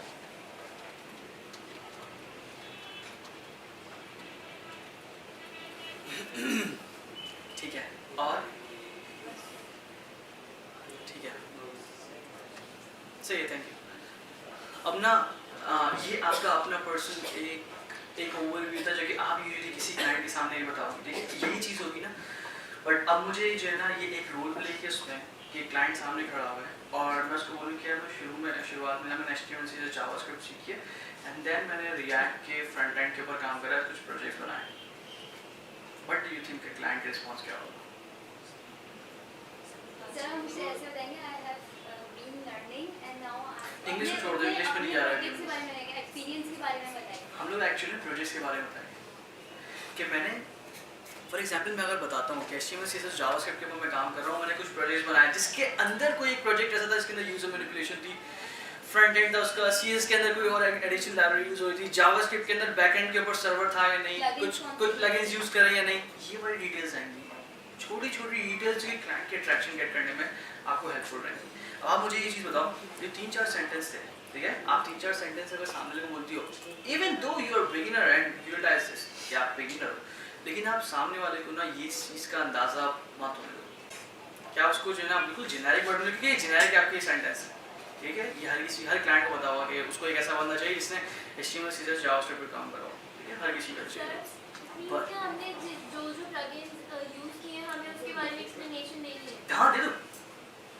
आप क्लाइंट को किस तरीके से बताओगे? जैसे मेरी अपनी प्रोफाइल के ऊपर मैंने ये लिखा हुआ है कि मैंने ओवरऑल 30+ गेम्स के ऊपर काम करा हुआ है। मैं अपनी प्रोफाइल के ओवरव्यू की बात कर रहा हूँ, ठीक है, मेरी अपनी प्रोफाइल के ऊपर ये लिखा हुआ है कि I have worked on over 30+ games that are published on App Store और प्ले स्टोर। इसका मतलब ये क्लाइंट मुझसे एक्सपेक्ट कर सकता है कि अगर मैं किसी गेम पे काम करता हूँ तो मैं ऐप स्टोर और प्ले स्टोर के ऊपर उसको रिलीज करके दे दूँगा। इसी के साथ साथ उन 30+ गेम्स के अंदर मैंने एडिशनल प्रोजेक्ट्स बता दिए कि 30+ गेम्स के अंदर ना अलग अलग कैटेगरीज थी, फर्स्ट पर्सन शूटर भी होगा, थर्ड पर्सन शूटर भी होगा, देन इसी के साथ ये गेम्स की कैटेगरीज थी। देन मैंने बता दिया कि मैं AR ऐप्स के ऊपर भी काम करता हूँ, ये एक एडिशनल चीज़ थी। AR ऐप के अंदर मैंने फर्दर उसको एक्सप्लेन करा कि AR ऐप के अंदर विफोरिया का नाम का एक SDK है जो कि मैं स्पेसिफिकली यूज़ करता हूँ AR एप्लीकेशंस के लिए। देन विफोरिया के अंदर मैंने एक जियो लोकेशन बेस्ड ऐप के ऊपर काम किया था, उसका मैंने रेफरेंस दिया कि मैंने जियो लोकेशन के SDK के ऊपर भी काम करा हुआ है, डिफरेंट चीज़ों के ऊपर काम करा हुआ है। आप अपने आप को जितना ज़्यादा एक्सप्लेन कर सकोगे ना क्लाइंट के सामने, वो समझेगा यार ये चीज़ बंदा है। वर्डप्रेस में प्लगइन्स तो बहुत ज़्यादा होते हैं, मतलब सब तो डिस्क्रिप्शन में ज़्यादा नहीं हो जाएगी। नहीं सर वो जो चीज़ें वो स्किल्स में हम ज़्यादा मेंशन करते हैं, वैसे जब एक्सप्लेन कर रहे थे तब अपने एक्सपीरियंस और प्रोजेक्ट्स के बारे में आप लोग एक्सप्लेन इतना ज़्यादा ऐसे नहीं करोगे कि अपनी जो स्किल्स के अंदर आप सारी चीज़ें ऐड नहीं कर सकते। आप स्किल्स के अंदर सिर्फ टैग्स डालोगे। हाँ, स्किल्स के अंदर आप सिर्फ टैग्स डालोगे कि HTML की स्किल हो गई, वर्डप्रेस की स्किल हो गई। जो डिस्क्रिप्शन की जो बात है, जो डिस्क्रिप्शन की बात है कि कितना ज़्यादा मैंने लिखा है, कि इतना ज़्यादा जो ना मैंने काम करा है, आप एक पर्टिकुलर वेबसाइट को कितने पेज दे सकते हो 5-6 बताने के लिए? अगर आप इतना सारा बताओगे ना, अगर आप इतना ज़्यादा बताओगे तो क्लाइंट तो ऑलरेडी भाग जाएगा। ये बिल्कुल वैसी सेल्स पिच हो जाएगी। सब बुलेट्स पे बता सकते हैं। आप बुलेट्स पे बता दो। ये प्लगइन्स यूज किए। फॉर एग्जाम्पल आपने 10 वेबसाइट के ऊपर काम करा है या मैं बताऊँ 50 वेबसाइट के ऊपर काम करा है, तो आपको खुद को पता है कि उन 50 में से कौन सी जो है ना टॉप 10 है, ठीक है, आपको पता होगा कि कौन सी टॉप 10 है, आप उन टॉप 10 के ऊपर फोकस करो। अगर आपने 50 प्लगइन्स यूज करे हैं and based on the complexity आपको ये पता होगा कि यार इस प्लगइन में कितनी मेहनत है। मैं वर्डप्रेस का मुझे काम नहीं आता, ठीक है, मैं वर्डप्रेस का बंदा नहीं, मैंने गूगल एनालिटिक्स लगा लिया था अपनी वेबसाइट पे, मैं उसको शो ऑफ तो नहीं कर सकता ना, क्योंकि मेरे लिए being a non technical person in WordPress मेरे लिए जो है ये बहुत बड़ी चीज़ है कि मैं एनालिटिक्स लगा दिया। अब अगर मैं सामने वाले किसी ऐसे बंदे को बताऊं जो कि वर्डप्रेस से काम करता है, उसको पता है यार ये बंदा बेवकूफ़ बना रहा है, 5 मिनट काम। तो आप जो अपने पोर्टफोलियो लगाओगे, बिकॉज 50 पोर्टफोलियोज हैं, आपको पता होगा उन 50 में से टॉप 10 कौन से हैं, ये टॉप 5 कौन से हैं, आप हमेशा उनके बारे में बताओगे। ऐसा अगर मैंने बोला है आपको मैं 30+ गेम्स के ऊपर मैंने काम करा है, मैं आपको 30 के 30 नहीं गिनवा सकता, मैं उनमें से 2-3 बताऊंगा जो कि स्ट्रॉन्गेस्ट होंगे, ठीक है, मेरा स्ट्रॉन्गेस्ट पोर्टफोलियो होगा। आप वहाँ पे एक चीज़ ऐड करो, आपकी जो स्ट्रॉन्गेस्ट स्किल है जो कि आपने काम करी, जो आपने HTML CSS जावास्क्रिप्ट के जो लिखा है, जैसे फॉर एग्जाम्पल जो लिखवाया है, आपने ये वाली स्किल्स पे तो काम करा है, बट इसके अंदर रहते हुए आपकी जो स्ट्रॉन्गेस्ट पोर्टफोलियो है आप उनको मेंशन करोगे। जैसे यहाँ पे मेरे पास 2-3 पोर्टफोलियो जैसे आए थे, एक किसी का स्लैक का डिज़ाइन था, एक का स्लैक का डिज़ाइन था और एक कोई एक टाइमर था जिसको आप टैप करते हो, ठीक है, इट वाज लाइक एक शेप आ रही है, आप उसके ऊपर टैप करोगे बस, इट वाज ऑल, ठीक है। तो आप शेप पे आके टैप करते हो। ये 2 पोर्टफोलियोज है ना, ये मेरी नज़र में अच्छे पोर्टफोलियो है ना। मैं नहीं जानता कौन है किसका है, मैं जानने में तो बहुत ज़्यादा इंटरेस्टेड नहीं हूँ, लेकिन उन लोगों के लिए मैं सिर्फ ये बोलूँगा कि जब आपने एक चीज़ ये बना ली है ना, आप उसको कंप्लीट करो, क्योंकि वो दोनों इनकम्प्लीट हैं, उनके अंदर पोटेंशियल बहुत है, ठीक है, उनके अंदर पोटेंशियल है, आप उनको कंप्लीट तो करो। वो जो स्लैक वाला था उसके अंदर थोड़े से ऑप्टिमाइजेशन इश्यूज थे, वो जो माइंड वाला था उसके अंदर थोड़ी चीज़ें ऐड होंगी एंड वो एक परफेक्ट गेम बन सकता है। जो कि आपके माइंड ट्रेनिंग की अगर मैं बात करूँ कितना आपका रिस्पॉन्स टाइम अच्छा है, वो रिस्पॉन्स टाइम क्या करता है एक्चुअली। अगर मैं 10-15 क्लिक्स करे वो आपको फिर एक रिजल्ट में बताया कि आपने एक एवरेज क्लिक कितनी देर में करा है, तो उसके अंदर थोड़ी सी मॉडिफिकेशन होके हो सकती है चीज़ें। बात सारी ये है कि आप में जितना स्ट्रॉन्ग पोर्टफोलियो है आप सिर्फ उसको इस तरीके से रिप्रेजेंट करो, आप वहाँ पे बताओ, टैग टू डिस्क्रिप्शन के बताओ कि मैंने इस चीज़ के ऊपर काम करा हुआ। यही वजह है कि आप description time to time change करते रहोगे। मैंने अपनी लास्ट क्लास में भी ये बोला था कि आप डिस्क्रिप्शन हमेशा चेंज करते रहोगे। अगर फॉर एग्जाम्पल आपके पास मीडिया का पोर्टफोलियो था एंड देन आपके पास एक प्रोजेक्ट आया जिससे आपका अच्छा पोर्टफोलियो आया, तो जो अच्छा वाला पोर्टफोलियो आपके टॉप पे आ जाएगा, ताकि जब भी क्लाइंट आपकी प्रोफाइल देखे तो आपको उसका आप सबसे अच्छा काम दिखे। तो HTML सीरीज जावास्क्रिप्ट बहुत जेनेरिक टर्म्स है, इसके अंदर जो आपको जो स्ट्रॉन्ग चीज़ है ना आप उसको डिफाइन कर दो। इस तरीके से आपको डिस्क्रिप्शन सेट करनी पड़ेगी। अब यहाँ पे हर किसी का अलग पोर्टफोलियो है, मेरे ख्याल में किसी का एक पोर्टफोलियो तो नहीं है, ये सब एक पोर्टफोलियो है। सर कुछ प्रोजेक्ट्स हम लोग यहाँ से ऐसा होमवर्क मिले जिसमें स्लैक का है और कुछ क्लोन्स हैं, वो सब है जो हमारे सेम होंगे, बाकी कुछ प्रोजेक्ट्स हैं। इवन स्लैक का ही मेरे पास सिर्फ एक है, बनाया सबने ओवरऑल असाइनमेंट बनाई है, तो सब पोर्टफोलियो में मेजॉरिटी सबकी तो फिर मैंने तो इंडिविजुअल ईमेल करने को बोला था, तो मेरे पास अगर सर आपको जो सुबह ने सेंड किया था उसकी बात कर रहे हैं, तो आपने हमसे लिंक्स मांगे थे उसकी बात, जो आपसे लिंक्स वो एक तो जो आ गए वो आ गए, 2 3 4 ऐसे, तो दूसरा में 3 है। अब वही वाली बात है कि आप डिस्क्रिप्शन इस तरीके से सेट करो कि आपकी जो स्ट्रॉन्गेस्ट चीज़ है आप सिर्फ उसको ऊपर लेकर आओ, ठीक है। डिस्क्रिप्शन आप इस तरीके से लिखोगे, ये इस डिस्क्रिप्शन में भी यही मसला है।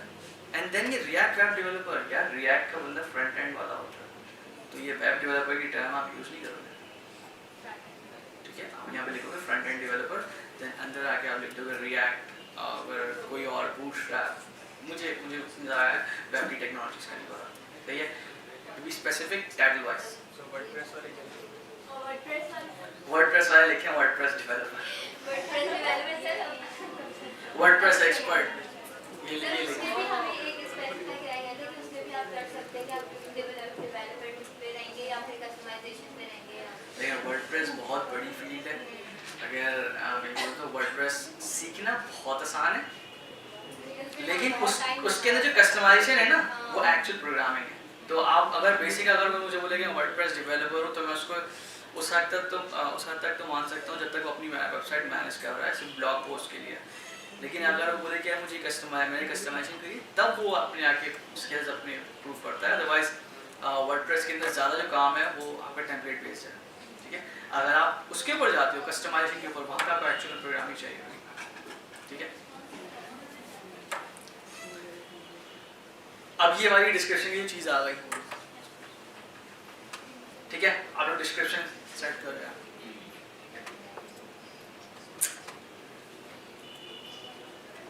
देन यहाँ पर आ गया हमारे पास पोर्टफोलियो। हमारा पोर्टफोलियो का पेज, ये वही चीज़ है जो बेस्ट आइटम है आप वो लेकर आओ, 50 से तो 50 में लेकर आओ। फॉर एग्जाम्पल अगर हेलो वर्ल्ड किसी ने लिखा है तो वो नहीं, वो अलग बात है, मैंने आपसे मांगा था कि अपना पोर्टफोलियो मुझे सेंड करो, भले हेलो वर्ल्ड, ठीक है। लेकिन यहाँ पे ऐसा नहीं करना, वो अजीब सा लगेगा। अगर आप जा रहे हो किसी को रिप्रेजेंट, अपने आप को रिप्रेजेंट करने एंड देन आप हेलो वर्ल्ड लेके जा रहे हो तो वो अजीब सा लगेगा, ठीक है। तो आप पोर्टफोलियो आइटम के ऊपर ऐड करोगे एंड देन यहाँ पे आप इमेज सेलेक्ट कर दोगे। इमेज का रीज़न ये है कि आपका ना थंबनेल दिख जाएगा, अगर मैं बोलूँ तो आपका थंबनेल दिखेगा, जिससे एक क्लाइंट को ओवरव्यू मिल जाएगा इन जनरल कि आपने किस तरीके काम किया हुआ है, ठीक है। आप यहाँ पे टाइटल डालोगे, ये आपका प्रोजेक्ट का नाम हो सकता है, एंड देन डिस्क्रिप्शन में आप उस उस स्किल से रिलेटेड जो आपने लैंग्वेजेस यूज करी हैं इसके अंदर जितनी चीजें आपने करी है ना सब लिख लो। आपको 1000 कैरेक्टर अलाउ करता है, जितनी चीजें हो सकती हैं उतनी। देन यहाँ पे फाइल मैं रिकमेंड नहीं करूँगा क्योंकि अगर किसी प्रोजेक्ट की बात करें तो ये यूजुअली सोर्स फाइल होती है। मैं रिकमेंड नहीं करूँगा कि आप इसको अपलोड करो। आपसे वो इमेज सर वो कोड वाला ऑप्शन ही है ना, ये इमेज वाला। हाँ यहाँ पे आप थंबनेल डालोगे सर, कोड वाले ऑप्शन में। अच्छा ठीक है, तो आप यहाँ पे अपलोड करो अपनी थंबनेल। देन नीचे आप वो वाली स्किल सेलेक्ट करोगे। ये जरूरी नहीं है कि आपकी प्रोफाइल की सारी स्किल्स के अंदर हो। फॉर एग्जांपल अगर मेरी प्रोफाइल मोबाइल ऐप डेवलपमेंट की है और मैं iOS एंड्रॉइड दोनों पे काम करता हूँ और मेरा पोर्टफोलियो सिर्फ एंड्रॉइड से की हद तक है, तो मैं यहाँ से सिर्फ एंड्रॉइड सेलेक्ट करूँगा और देन उस स्किल्स को सेलेक्ट कर दूँगा। इसका मतलब ये है कि ये वाला जो पोर्टफोलियो ये वाली स्किल के ऊपर बेस करता है। मैं अगर एंड्रॉइड डेवलपर हूँ और फॉर एग्जांपल मैं अगर मोबाइल ऐप डेवलपर हूँ और मैंने दोनों तरह के प्लेटफॉर्म्स के ऊपर काम करा हुआ है और एंड्रॉइड का पोर्टफोलियो है, तो मैं यहाँ पे सिर्फ एंड्रॉइड सेलेक्ट करूँगा। ये कर लेना और सब लोग कर लेना, ठीक है, काफी इंपॉर्टेंट चीज़ है। अदरवाइज वही एग्जाम्पल आ जाएगी कि एक चट्टे के अंदर बैठ के जो ना बंदा आ रहा है और ना अपने आप को बोले यार मुझे हायर कर दो। तो अगर आपको लगता है कि आप ऐसे बंदे को हायर करोगे जो अपने आप को ठीक तरीके से रिप्रेजेंट नहीं कर सकता, तो फिर आप फ्रीलांसिंग के अंदर ना घुस जाओ ये ब्लाइंड ट्रस्ट करते हुए कि आपका प्रोजेक्ट मिल जाएगा। अगर आपको लगता है कि आप इस कंडीशन के अंदर ना खुद को हायर करोगे। कोई क्वेश्चन है अब तक?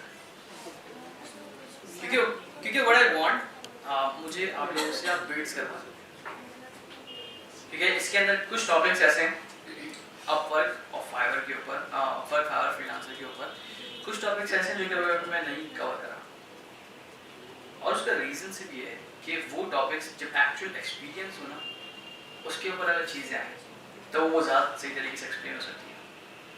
अदरवाइज जैसे फाइवर के अंदर मैंने बायर रिक्वेस्ट बहुत स्ट्रक्चरली पढ़ा है। फाइवर का जो बायर रिक्वेस्ट है अभी अगर मैं आपसे डिटेल में क्वेश्चन करूँ नहीं कर पाऊँगा। इसका मतलब ये नहीं कि आप लोग सही पढ़ लेंगे। सर कुछ क्वेश्चंस में मैंने ये भी देखा था, कुछ जो प्रोजेक्ट्स ओनर्स होते हैं जो इंट्रोड्यूस करते हैं हमें प्रोजेक्ट के लिए चाहिए कोई टाइम, तो उसमें वो ये भी पूछते हैं कि अपवर्क के साथ उन्होंने मुझे नहीं पता उसे जीरो डेक्स कहते हैं ओडेक्स कहते हैं, उसका भी उन्होंने कि इस पर भी काम किया हुआ है। ओडेस्क बहुत पुरानी वेबसाइट थी 2014 से पहले। ओडेस्क और इलास, ठीक है, ये दो वेबसाइट थी। ये दोनों फिर एक मर्ज हो गए। मर्ज मतलब इलास ने एक्चुअल में ओडेस्क को एक्वायर कर लिया था, ठीक है। देन वो फिर अपवर्क बन गई। तो ओडेस्क के ऊपर अगर किसी का रेफरेंस है तो आई एम नॉट श्योर कि वो एग्जैक्ट सेंटेंस क्या था, बट ओडेस्क का मतलब काफी पुराना है। तो क्या पॉइंट था? हाँ, बायर रिक्वेस्ट। बायर रिक्वेस्ट अभी हम लोग डिटेल में नहीं गए, ठीक है। अपवर्क के ऊपर भी हम लोग पेमेंट्स के अंदर अभी डिटेल में नहीं गए। मतलब पेमेंट्स का तो मैंने नहीं बताया ना अभी तक। आप लोगों को ये बताया कि पेमेंट रिसीव कर सकते हैं और वो झगड़े वाली बात डिस्प्यूट अल्लाह ना करे वो बताने का मौका मिले। फायदा क्या है यार, आप लोग नए प्रोफाइल के ऊपर डिस्प्यूट मैं वैसे ही बताऊंगा, ठीक है। मैं आपको बताऊंगा कि डिस्प्यूट क्या होता है, किस तरीके से आप टैकल कर सकते हो। बट ये उन पॉइंट्स के अंदर है जो कि एक्चुअल एक्सपीरियंस अगर ना हो ना तो वो नहीं ऐसा नहीं है, ना हो तो एक्चुअल एक्सपीरियंस ना हो तो समझाने में थोड़ा सा मसला होता है, ठीक है। तो अब आप लोग नेक्स्ट वीक तक क्या करना है? बिट्स करनी है। नहीं, अब मुझे प्रोफाइल नहीं चाहिए आपको। अब आप लोगों को बिट्स करनी है, क्योंकि अब नेक्स्ट वीक से हम लोग बिट्स करेंगे एंड देन हम लोग कोशिश करेंगे कि कोई बंदा जो है ना कोई स्टार्ट में प्रोजेक्ट लेकर आ जाए एंड देन लेट्स सी कि उसकी प्रोफाइल कैसी है। तो सर एक कंफ्यूजन थी कि जो जॉब होती है डिस्क्रिप्शन मतलब चेक करते हैं उसमें CSS HTML जावास्क्रिप्ट उसके साथ PHP और बाकी वो चीज़ें होती है जिसमें हम एक्सपर्ट नहीं हैं, हमने पढ़ा सीखा नहीं है, तो क्या उसके लिए बिड कर सकते हैं? उसके लिए भी हो सकता है? मैं जो बिल्ड करता हूँ, मैं जो रिकमेंड करता हूँ, ये रिकमेंड करता हूँ कि अगर आपको कोई जॉब ऐसी दिखे जिसके अंदर कोई ऐसी इंफॉर्मेशन जिसके ऊपर आपको काम नहीं आता तो उसका रेशियो चेक करो।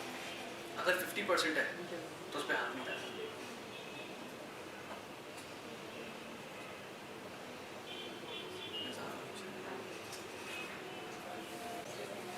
ओके, तो इस चीज़ का आंसर कि आप ना उसका रेशियो चेक करो कि उसके अंदर वो चीज़ जो कि आपको नहीं आती ना उसका रेशियो क्या है। फॉर एग्जाम्पल अगर PHP वाली एग्जाम्पल ही है कि एक जॉब डिस्क्रिप्शन है, वर्डप्रेस के ऊपर काम हुआ हुआ है, या वर्डप्रेस नहीं HTML से जावास्क्रिप्ट की बात हो रही है, इस चीज़ के ऊपर काम ये वाली स्किल्स है, बट उसके अंदर PHP बहुत ज़्यादा मेजर डिस्क्रिप्शन लिखी हुई है। समझ लो आप 50% जॉब है ना वो PHP के ऊपर, ऐसी जॉब्स के ऊपर अप्लाई नहीं करो। लेकिन अगर उसके अंदर ये है कि उसने सिर्फ फ्लेवर ऐड करा हुआ है कि 20% है 15% ना, तो आप क्लाइंट से पूछो कि PHP क्या है, आप उससे क्वेश्चंस करो। और ये एक्चुअली में वो पॉइंट होता है जहाँ पे आपको PHP सीखने को मिलेगा। कि मेरे पास भी अगर मैं किसी गेम की उसके बिल्ड करता हूँ तो हमेशा ऐसी जॉब नहीं आती जो कि मुझे 100% आती है। फॉर एग्जाम्पल मैं अगर SDK की बात करूँ, एनालिटिक्स की, मुझे सारे एनालिटिक्स के SDK नहीं आते, लेकिन मुझे ये पता था एनालिटिक्स रखते कैसे हैं, और हमारे पास डॉक्यूमेंटेशन अवेलेबल होती है कोई नई चीज़ सीखने के लिए। तो अगर मुझे कोई प्रोजेक्ट ऐसा दिखता है जिसके अंदर 20% एक नई चीज़ है तो मैं उसके ऊपर लाजमी बिल्ड करता हूँ, क्योंकि ज़ाहिर सी बात है 20% से अगर मुझे आ जाता है ना तो मेरी एडिशनल स्किल बन जाएगी, नई चीज़ सीखने को मिलेगी। तो आप लोगों को यही करना है कि घर जाके प्रोफाइल अपनी कंप्लीट करके बिट्स करनी है, ठीक है। आप लोगों के पास 8 बिट्स होंगी ना, और सारी बिट्स ज़ाया कर दो, सारी बिट्स ज़ाया कर दो। और ज़ाया करने का मतलब ये नहीं है कि ऐसी हाय वेटिंग थैंक यू ऐसे नहीं करो प्लीज़। एक अगर आप ऐसे करते हो तो it would really hurt me, क्या मतलब क्या कर रहे हो, ये वही साइकिल हो जाएगा जिसके अंदर मैं उल्टा पेन पकड़ के बैठा हूँ और आप लोग सुन नहीं रहा, आप लोग मुझे बता रहे हो, एंड देन ना मैं वही हरकतें कर रहा हूँ। तो ऐसा नहीं करना।